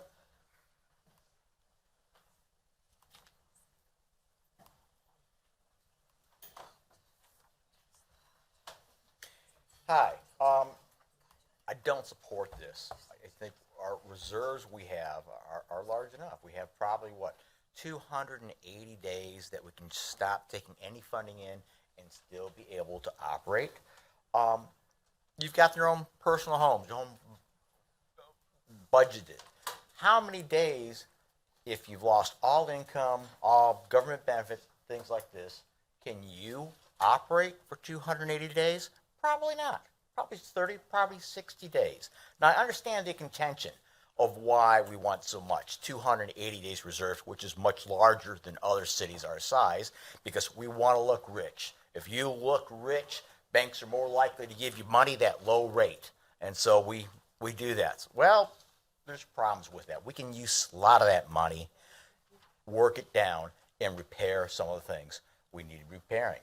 I don't like the secret policies and operations the department has gone through. They're one of the few departments that not have published their standard operating procedures. And I feel at times they have actually played counsel on this before. Because 3 years ago when we had a budget increase, I was talking to the Public Health and Safety Committee, and I was kind of tired of the fact of seeing people move out of their houses. They don't call the water in to turn off the water. I try to call in, hey, they moved, things like this. But they let the bill keep on going and going to get $300-400, and then they shut it off, and they go after them when not 10 gallons have ran through that water. So they came up with a policy for it, and also when a tenant would die. Looked good. I wanted it put it in city code, but they said we can handle this internally. They sent it to the committee members. They sent a copy to me.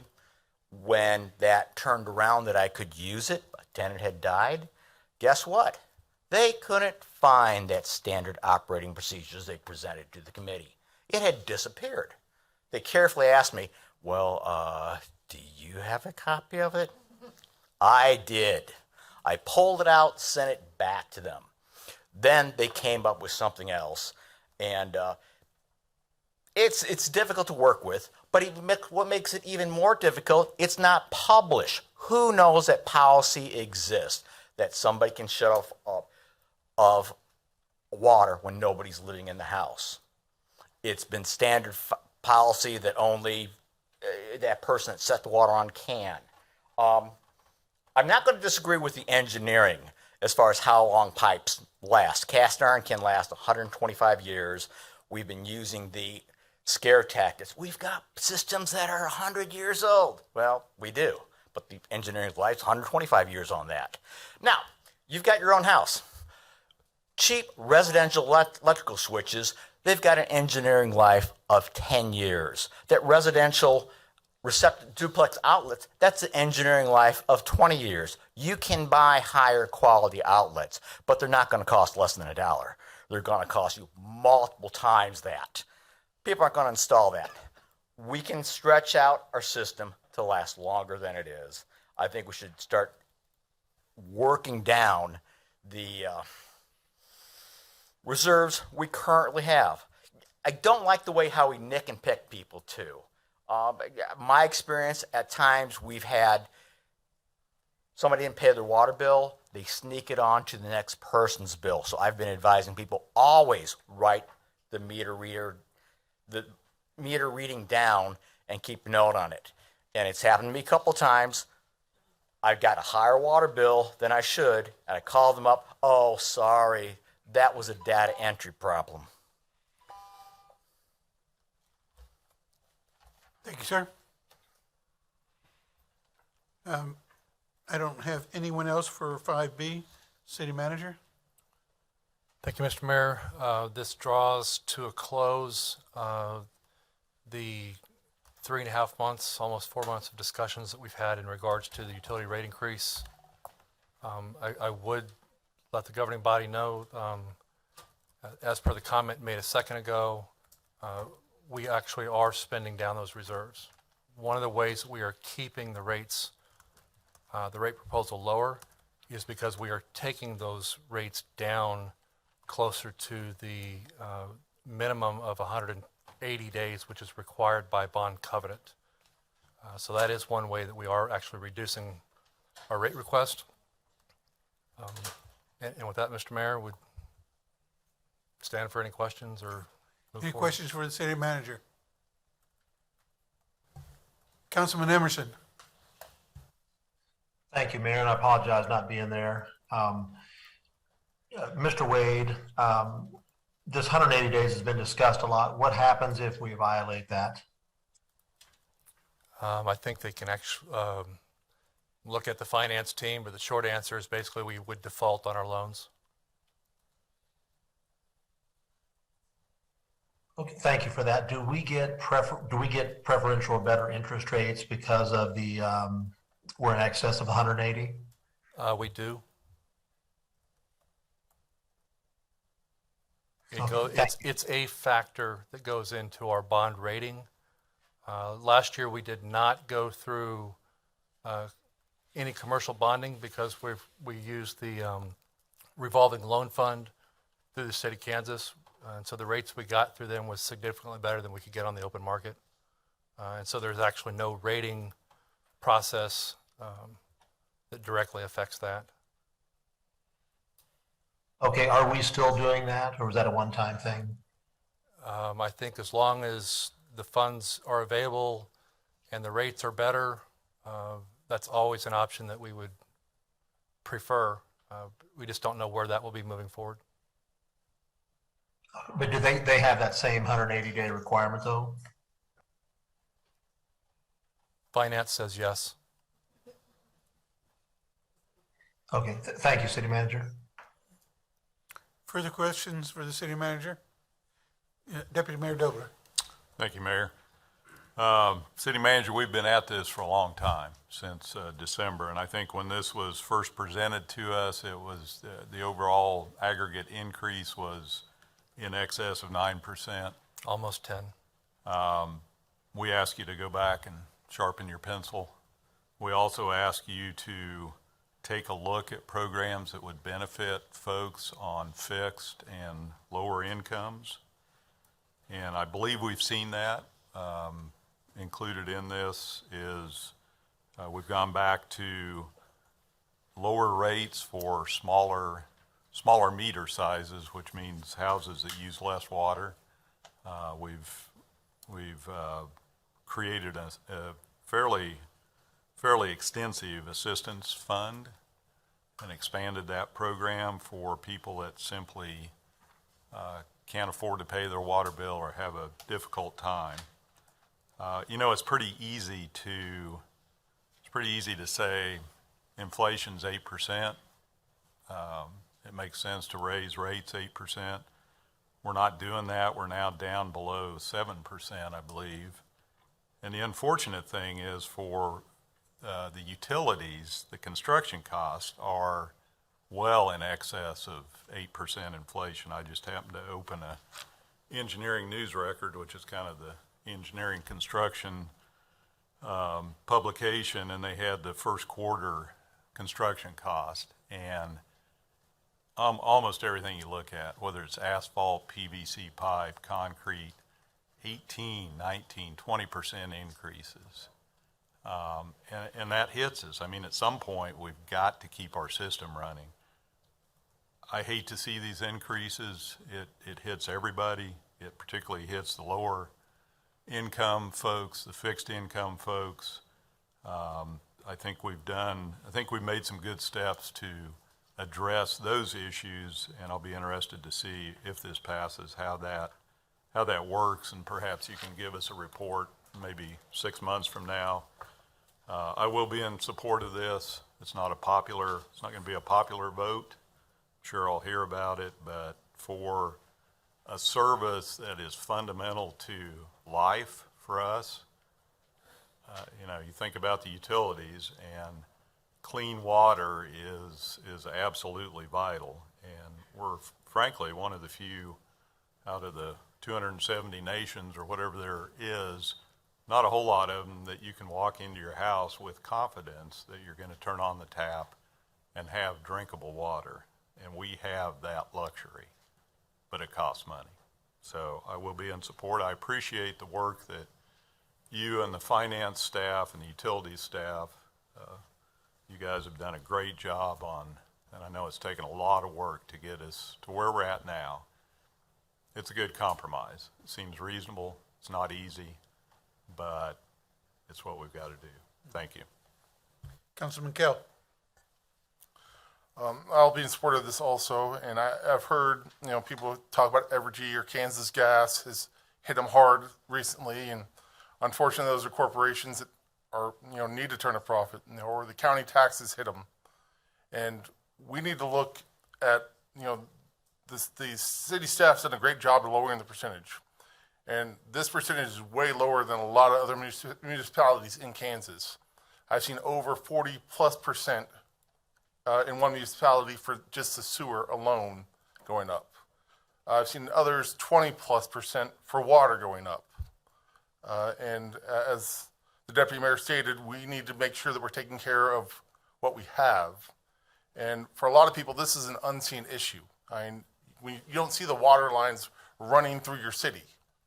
And so when they do get to that age, there's a lot of breaks. And as a son of a master plumber, they are expensive. They take a lot of time to fix. They do a lot of damage when they break. So we need to make sure we're staying on pace to replace those lines. So we're staying in that long-term plan and not doing that one phrase I hate, which is called deferred maintenance, and just kicking the can down the road and expecting it to be fine later on. I think that the other council members did a great job of challenging the staff to lower this from the initial rate. And just let everyone know, it doesn't just affect you all, it affects us also. And we have to look at our bills also and make sure that we're taking care of it. And I've been that low-income family that has struggled to figure out what's going on and how to get things done. And I think the city is taking the steps to help those people also. So as I said before, I'll definitely support this. Further comments? Questions? Motion to approve from Deputy Dobler, second from Councilman Kell. If you will call the roll, please. Councilmembers Nager, Yes. Dobler, Yes. Duncan, No. Hofer, Yes. Hiller, I'm sorry, Mayor Padilla. Oh, yes. Skip right over you. Councilmembers Hiller, Yes. Valdivia Akala, No. Emerson, Yes. and Kell. Yes. We have 7 yes. Councilmembers Valdivia Akala and Duncan voting no. The motion carries. Okay, motion carried. Thank you. I'd like to speak on, just for a moment, a bit of what Councilman Kell said. I think this is a good example where I believe we've shown the community that this governing body really listens and takes the time to consider the concerns of its constituents across the city. Not any one particular area, but especially in this case, it affects the entire city. I know of other cities who struggle sometimes with a governing body that does not work well with its city manager and with the city staff.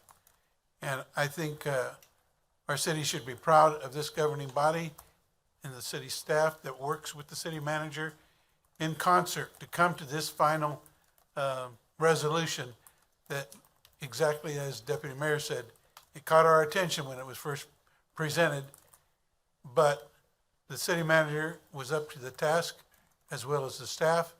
And I thank our governing body members as well for asking the critical questions and necessary questions to get us to this point tonight. So thank you. We'll move on now to agenda item 6, non-action items. A is discussion concerning establishment of the Topeka Land Bank and administrative policy guidelines.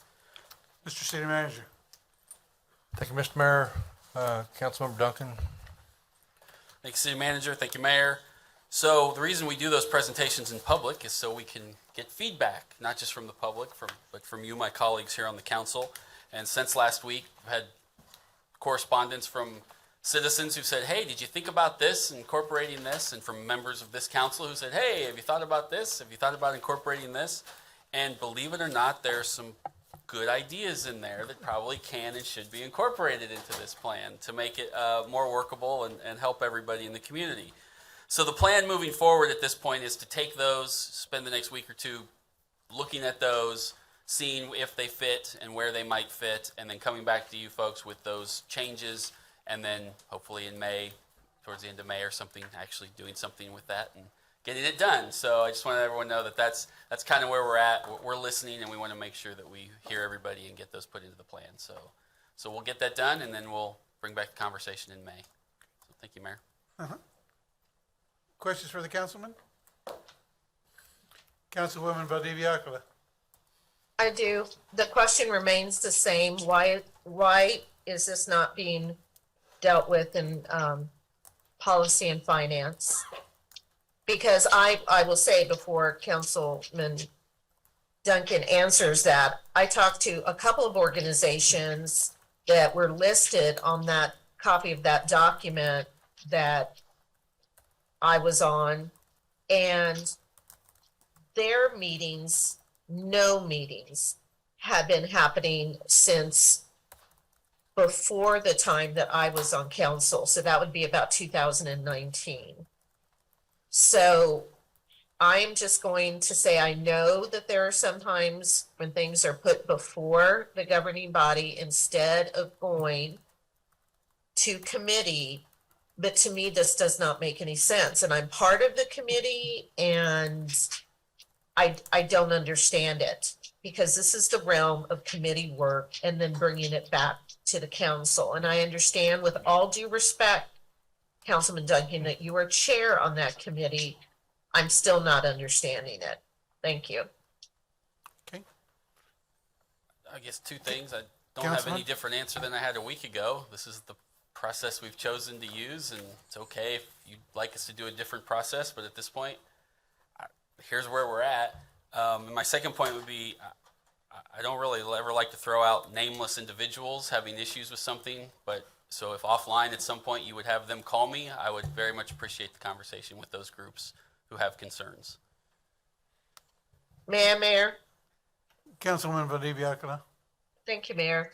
So I have no problem doing that, but you just talked about being in a whole room of investors or talking with investors for this affordable housing trust fund, and you gave no names. So let's not go there with that. I'm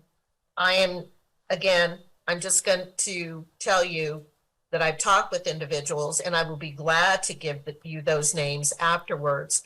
I just don't think that this is the realm or handling it in a singular fashion. I just don't agree with it. Thank you, Mayor. Councilman Kell.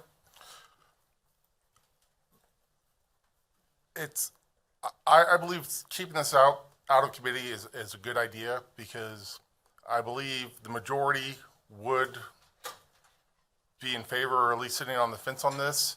And if we kick it to committee, it could die in committee. And we have a great idea that's out there that may not make it back out again. And to sit there and, I think it's a 3-person committee, make the overall decision for what the 10 of us, what's already been out here. I think we just go with it as is and keep the idea out there, because we're just pushing something back that's a lot of people are for. And I'd rather just keep it in the general body rather than committee. Okay. Further comments? Yes. Councilwoman Valdivia Acula.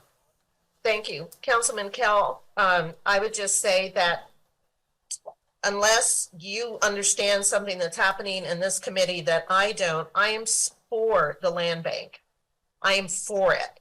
I just think that it needs to be a little bit more strategic, and it needs to have all the stakeholders that were put on that information sheet involved in it and having their say at this point in time. And I would also say that when you're in a committee, It's not the 3 or 4 people or whatever in the committee that make the decision. We make recommendations and then we bring it to the council for dialogue. So this dying in committee or getting lost in committee, I don't know where that's coming from because I support a land bank. I just think that it needs to be vetted more and cleaned up more and have more transparency and all partners involved in it with current and updated information, thoughts, and processes. Thank you. Councilman Kell. I didn't, if I offended you or made you think that I thought it was, any one person was against this, I'm sorry. I just feel like this is a big issue right now. We have a lot of people that show up to the general body meetings that are involved in this, rather than committee meetings. They're sometimes harder to get to, harder to voice your opinion on. So this is an issue I think that a lot of the cities involved in, and to be able to talk this through the general body, get everyone's consensus on issues, talk it out like we have with the utility rates, is this a lot better than trying to gear something with 3 people's opinion when we have 10 people that can give their opinion on the matter, and a lot more staff members are at these meetings to give out information rather than just at the committee level. And like I said, for no offense to anyone on the committee, I would appreciate this being left on the general body agenda. Okay. We'll move on from this topic. And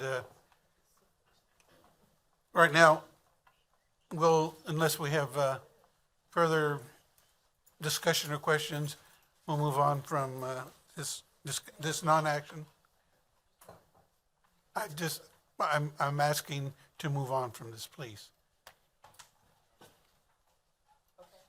Okay, thank you.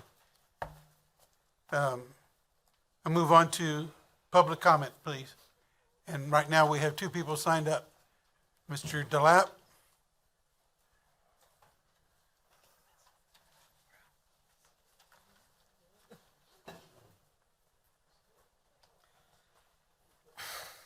Well, this one's more of a personal issue with the water department. Little less than a year ago, I have a property and had it turned on, and they have a policy that, we'll turn the water on, you don't have to be there, and we'll let if more than 10 gallons run through the meter, we'll shut off because there's a problem, we'll call you. So I said, fine, we'll do that. So they came out on a Friday, turned the water on, and it ran and ran and ran. 19,000 gallons before it was found on Tuesday. I turned off the water, called the city, they turned the water back on, and sure enough, it was right, spilling all over the place, running down the street and stuff like this. I put a claim in with the city, of course, and the claim, water department didn't want to wait for the 6 months. They wanted the water then, so they told me they were going to sue me. So I called an attorney, because I knew the law. Once it's in, unless you got 6 months period to give city notice, or until they deny the claim. They didn't want to wait for that. So the attorney, if they sue you, sue them back. Let the judge figure out this mess. They should be waiting. Water department said, city attorney's office, not part of us, so we can do what we want. Well, they decided later after meeting, now they really can't. So it came back that they didn't find for my thing, probably because all the information was not given. They said this, according to the staff, the meter services representative turned the water back on and observed the meter to be ran a total of 8 gallons, and then it stopped. It did not. I don't think the attorney's lying, because attorneys are the pinnacles of honesty and integrity. Instead, what happened, I got a hold of the meter database. We're buying expensive meters now that shows when the meter's on, when it's off. It showed the city employee was out there between 10 and 11 o'clock, and it ran and ran and ran till Tuesday. So, I put the claim in. It was denied. It's typical claims. Nobody's satisfied. I didn't get my way. City didn't get yours. So I just kind of walk away. Wrong. Then later on, months later, I get a robot call telling me that if I don't pay this bill, they're putting on my personal residence now, a totally different account. They're shutting off my water. They also accelerated the payment date. And I wasn't going to do it. I'll pay every drop or gallon that comes through my meter that I use, but not for these inappropriate bills for other accounts. We don't have the authority for it. Banks do. When you open up an account at a bank, if you write a bad check, they can take it out of your savings account. If you read the fine print of all the paperwork that you sign when you enter into a bank, you give them that authority. I never gave that authority to the water department. So right now, I've been without water for over 2 months. They found out where one of the places I'm staying. Last week, wrote me another letter. They're going to do the same thing. They're going to shut me off again. I wrote them a letter back, told them, where did you get the authority? How come you're not following the Fair Debt Collection Law? And they're sending them anonymous now. They typically put names on the letters. They're not doing that. Even collection people, the worst one, use fake names and Pete Dunn, but always know who is. I mean, their behavior is this of the worst collection agency, where they buy debts for 10 cents on the dollar and then violate the law left and right. Whether they're actually subject to the Fair Debt Collection Law or not, you know, it might be they are not. Gentlemen, you may continue. How much time do you need, sir? I'll give you a couple more minutes. How many? Couple more minutes. Oh, I thought you said 10. Oh, no. That will never be approved. That was going to be a no. Move to approve. Okay. Move to approve, a second by Deputy Mayor. All in favor say aye. Aye. Aye. Thank Any you. opposed? Okay, go ahead. Okay, so what comes out now, after I wrote that letter last Friday to them, they then back off. Now they're going to turn me into the state offset program. And all this is without judgment. Without judgment. Come on, guys. If you think I did something wrong, let's sue each other in court. Let's get this thing. I mean, what I want now, they did wrong me. Because this data meter says exactly what it is. Now, this is the third time they flooded one of my houses, and the first time put it in claim. First time, same thing. I was going to rehab it. They forgot to turn the meter, the water wheel off. Second time, I didn't even know. I thought it was vandalism. Ended up, they were supposed to turn my neighbor's property on, and they didn't. They turned mine on instead, flooded my basement with 6.5 feet of water. Now, another time, which people make errors, they came over to my house. I met them there. I had to write down the amount of water, what the water meter read, just so they don't try to push something else on. And they did the little thing on the computer saying when they were there, the number of gallons ran through the meter, things like this. Then 20 minutes later, I go use the water. I have no water in my tap. So I had to call them back up. The service personnel forgot to turn the valve on, although they entered into the computer system that they watched how many gallons ran through. We're human. We make mistakes. What's important in life is when mistakes happen is our response to it. We shouldn't act as,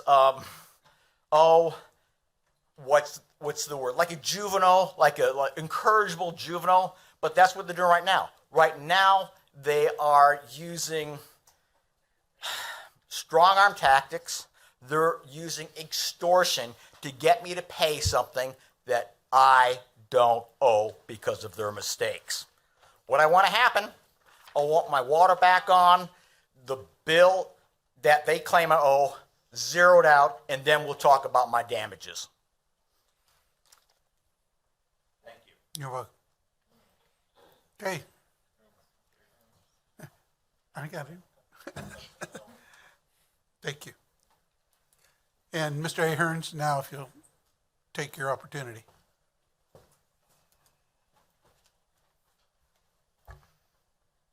Good evening. My name is Antone Ahrens. Ahrens. And I'm the My co-chair of Topeka Jump. That's the Justice, Unity, and Ministry Project. We're excited to see this governing body finally take action on funding the Affordable Housing Trust Fund so that it can become active and create desperately needed affordable housing for all Topeka neighborhoods.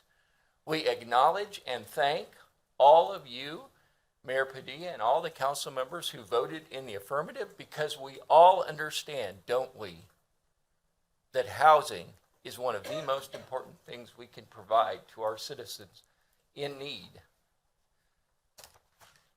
Now, we expect very quickly a meeting of the Affordable Housing Trust Fund Board to set in motion the actual building of affordable housing and putting out those RFPs to the agencies that we've had discussion with who are ready to submit RFPs for affordable housing in this city.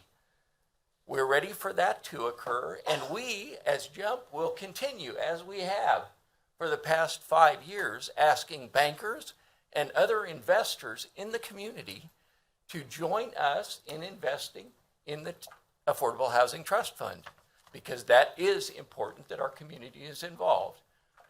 We, as Jump, are planning to celebrate, yes, celebrate the Affordable Housing Trust Fund reaching that $1 million threshold so it can be used, and we will do that May the 1st at our Nehemiah Assembly, and we invite everyone in this room to come and watch the largest gathering of citizens from Shawnee County in one place, May the 1st, Lee Arena, 7 o'clock. Be there. We invite you, and we are glad, we'll be glad to see you there as we celebrate.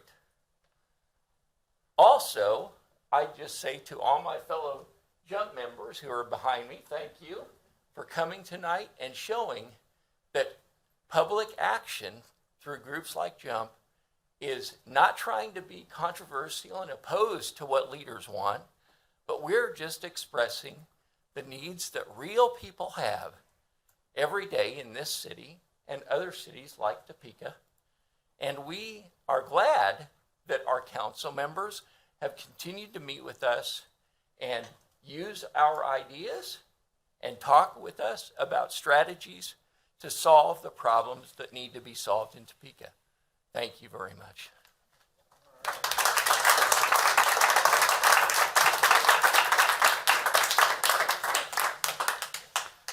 Thank you. Move on to the announcements, if the clerk would read. For the April 18th agenda, we will have one proclamation, we are the keepers of Earth Day. We'll have 3 appointments, 1 presentation on the MTAA Board Annual Update. Action items include a resolution for a CIP amendment for Project 701049 on Southwest Topeka Boulevard. We also have a resolution for a CIP amendment for project on Northeast Curtis Street. A 3rd resolution for addition of project for the 2023 firm projects. We have an ordinance for Cedar Crest Properties for zoning on Southwest 6th Avenue and Governor Place. We have another zoning ordinance for Meyer, Peter Paul, and Helen Trust located at US Highway 24 and Vale Avenue. We also have a zoning ordinance for Cornerstone of Topeka for the 500 block of Southeast Alkire Street. And then an ordinance for rezoning on 3530 Southeast 21st Street. And then we will have, looks like the land bank items will be moved to another date. And then the non-action, we have a discussion item on the CIP. Thank you, Madam Clerk. Mr. City Manager. Thank you, Mr. Mayor. 2 announcements tonight. After I first say thanks to my team for all the work going into tonight. Earth Day is coming up on Saturday, April 22.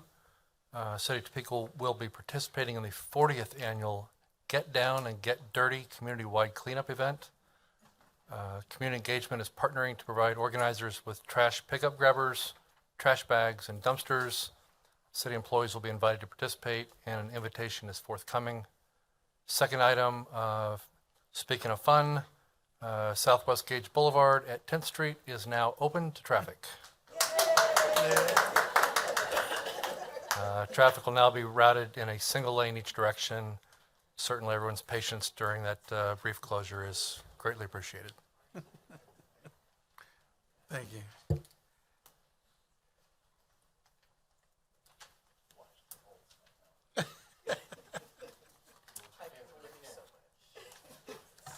I'm gonna go with you. Okay, Councilman Kell. All right, I just want to say thank you to Topeka Jump.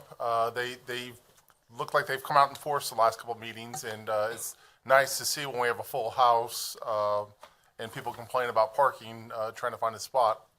It shows that our community is involved and wants to be involved. These are tough decisions we have to make, and I'll tell you right now, the toughest constituent I have is the one I live with, and it's my wife. And I constantly hear about, why isn't this done? Why are you doing that? What or why can't you get that fixed, Mr. Councilman? Very sarcastically.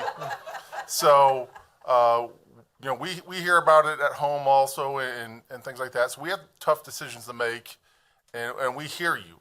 And groups like Topeka Jump are a very good voice for the city.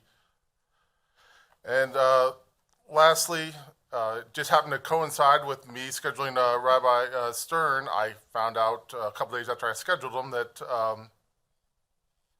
the state of Kansas Holocaust Commemoration Service will take place at 1 p.m. Tuesday, April 18th at the Ramada Hotel and Convention Center in downtown Topeka. So like I said, it just happened to be a coincidence I had the rabbis scheduled for this, but I think this will be a great event, a great learning event. And we keep on talking about learning about diversity and learning about others. So I think this will be a great event for the public to attend. Thank you, Mr. Mayor. Deputy Mayor. Oh, wait a minute. Yeah. We get, I know. Councilwoman Nager. Thank you, Mr. Mayor. I tried to grow. I really did try to grow. This is both a personal announcement and a district-wide announcement. 3 years and 3 months into serving as District 6 councilperson, I'm announcing that I am not running again for the seat. I really appreciate the opportunity to have served in this way. It has been an amazing experience so far, and I still have 9 months to go, so I'm not slowing down anytime soon. But I do want to just be fully open and transparent that in looking at the future, for me personally, for me professionally, I did not feel like it was fair to the constituents of District 6 to not have a council person who could fully serve them for the next 4 years. So I'm taking a step back, still going to be a part of public life, but I'm very excited to see the new ideas, the new representation, and the new energy coming into the District 6 seat whenever January 4th, 2024 comes around. But until that time, I will be here. Thank you, Mr. Mayor. Deputy Mayor Dobler. Thank you, Mr. Mayor. Well, first of all, I appreciate everything that Councilwoman Nager has done over the last 3.5 years. I know we'll see some great things in the next few months. I'm certainly going to miss her presence. Always keen observations on the difficult issues that we face. So she will be missed. I just, we voted on the utility rates. I just want to personally thank not only Mr. Wade, but Sylvia Davis, Nicole Malott, and Freddie Mawin. I know there was a lot of late nights. I know there was a lot of weekends, a lot of time spent in going through the different scenarios, trying to give us the answers. It's always easy to ask the question, hey, can you look at this? Can you look at that? It takes about 5 seconds, and it takes them days to run those scenarios. Again, we need to do it. It's a difficult issue, but I really appreciate their work. It's been exemplary. You have a great staff, Mr. City Manager, and we appreciate it. Thank you. Councilman Duncan. Thank you, Mayor. I just want to thank everyone who came to my office hours this past Saturday. I actually had a pretty good group of folks, and we had some interesting conversations. They also left me there with a list of things. So this is my pre-thank you to the staff who are starting to get emails and will the rest of this week on all those issues that were brought to me on Saturday to see if we can answer some of those questions. And some of them already have been, but so I just want to thank everybody for that. Thank you, Mayor. Councilwoman Hofer. Councilwoman Hiller. Thank you, Mayor. Thank you, too, to Councilwoman Nager. Tough decisions to make. Contributions have been great. I, too, want to thank the staff for all the work on all these different issues. There's been a lot of conversation back and forth, a lot of questions and numbers. Appreciate the work of JUMP all this time. Looking forward to seeing some things roll out and grow the way you all of us really had hoped that they would. The comment I was going to make a little earlier was just to thank Councilman Duncan for taking the comments from that I made last week as well as the ones I submitted. I'm kind of excited that we can work on something that will help us all grow and fill some gaps or target some learning. So thank you for that. That's it. Thank you. Thank you. Councilwoman Valdivia Alcala. Thank you. Three things. One, on April 22nd, Earth Day community event in the Oakland area. All are invited to attend.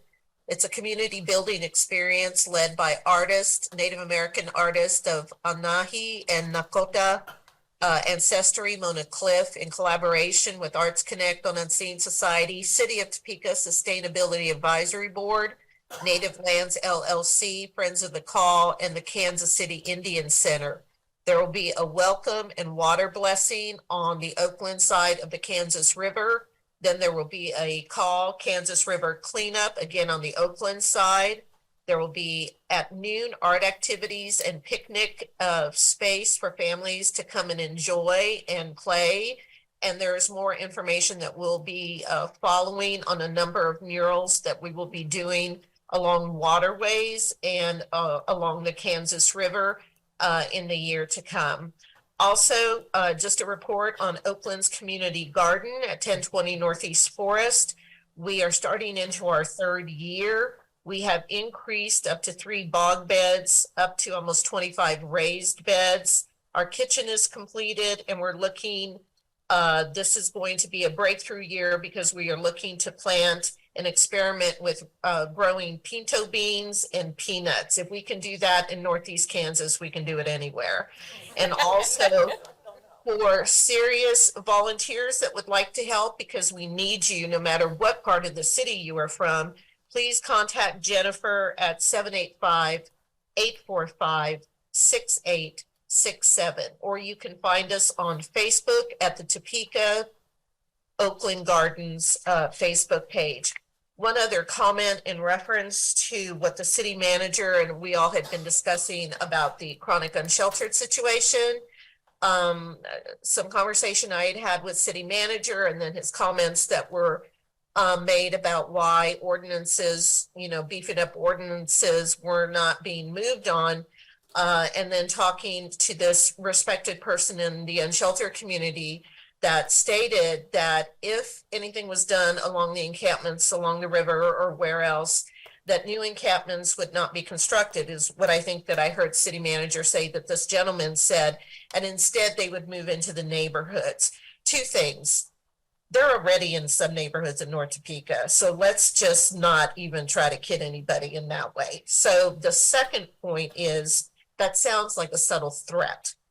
And so I think that we need to do better than that. And I understand, city manager, you were doing your due diligence, just trying to get an understanding and wrapping your head around this. And I would implore the rescue mission, since they said in the meeting that they did want to collaborate with the neighborhood, to start inviting. I would even say, yes, I can make my own appointment with them and go wherever, but they need to be, like they said they wanted to do, working with community neighbors.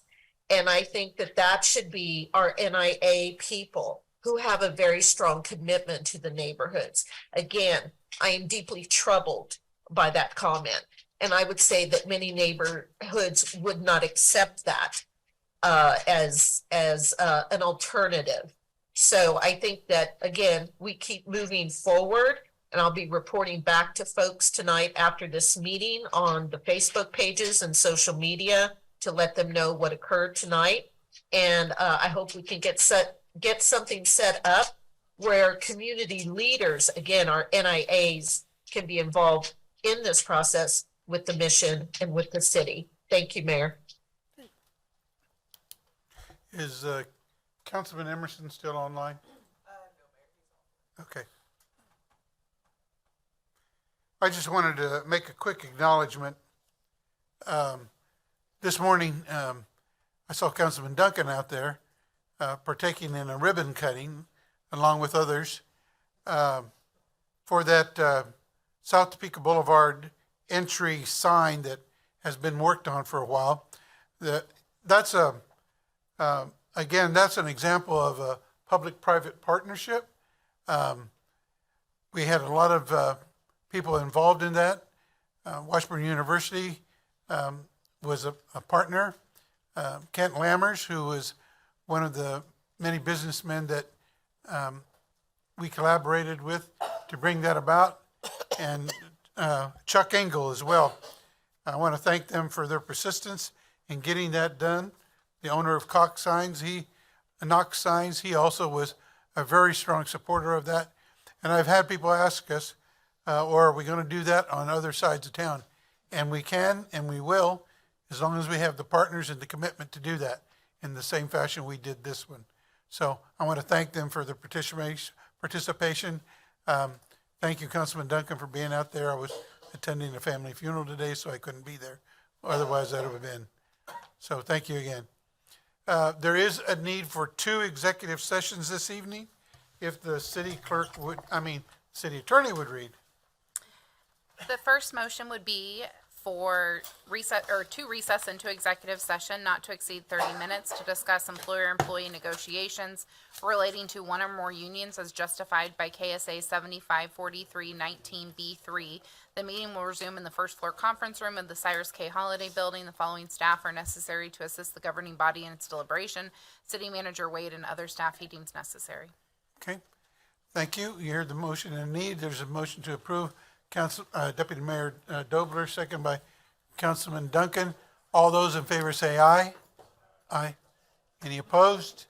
Okay, well, we'll recess into the first executive session, and we'll start at 8:30, so we'll take a short break.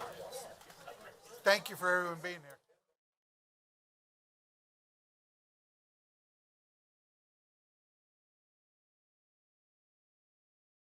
here.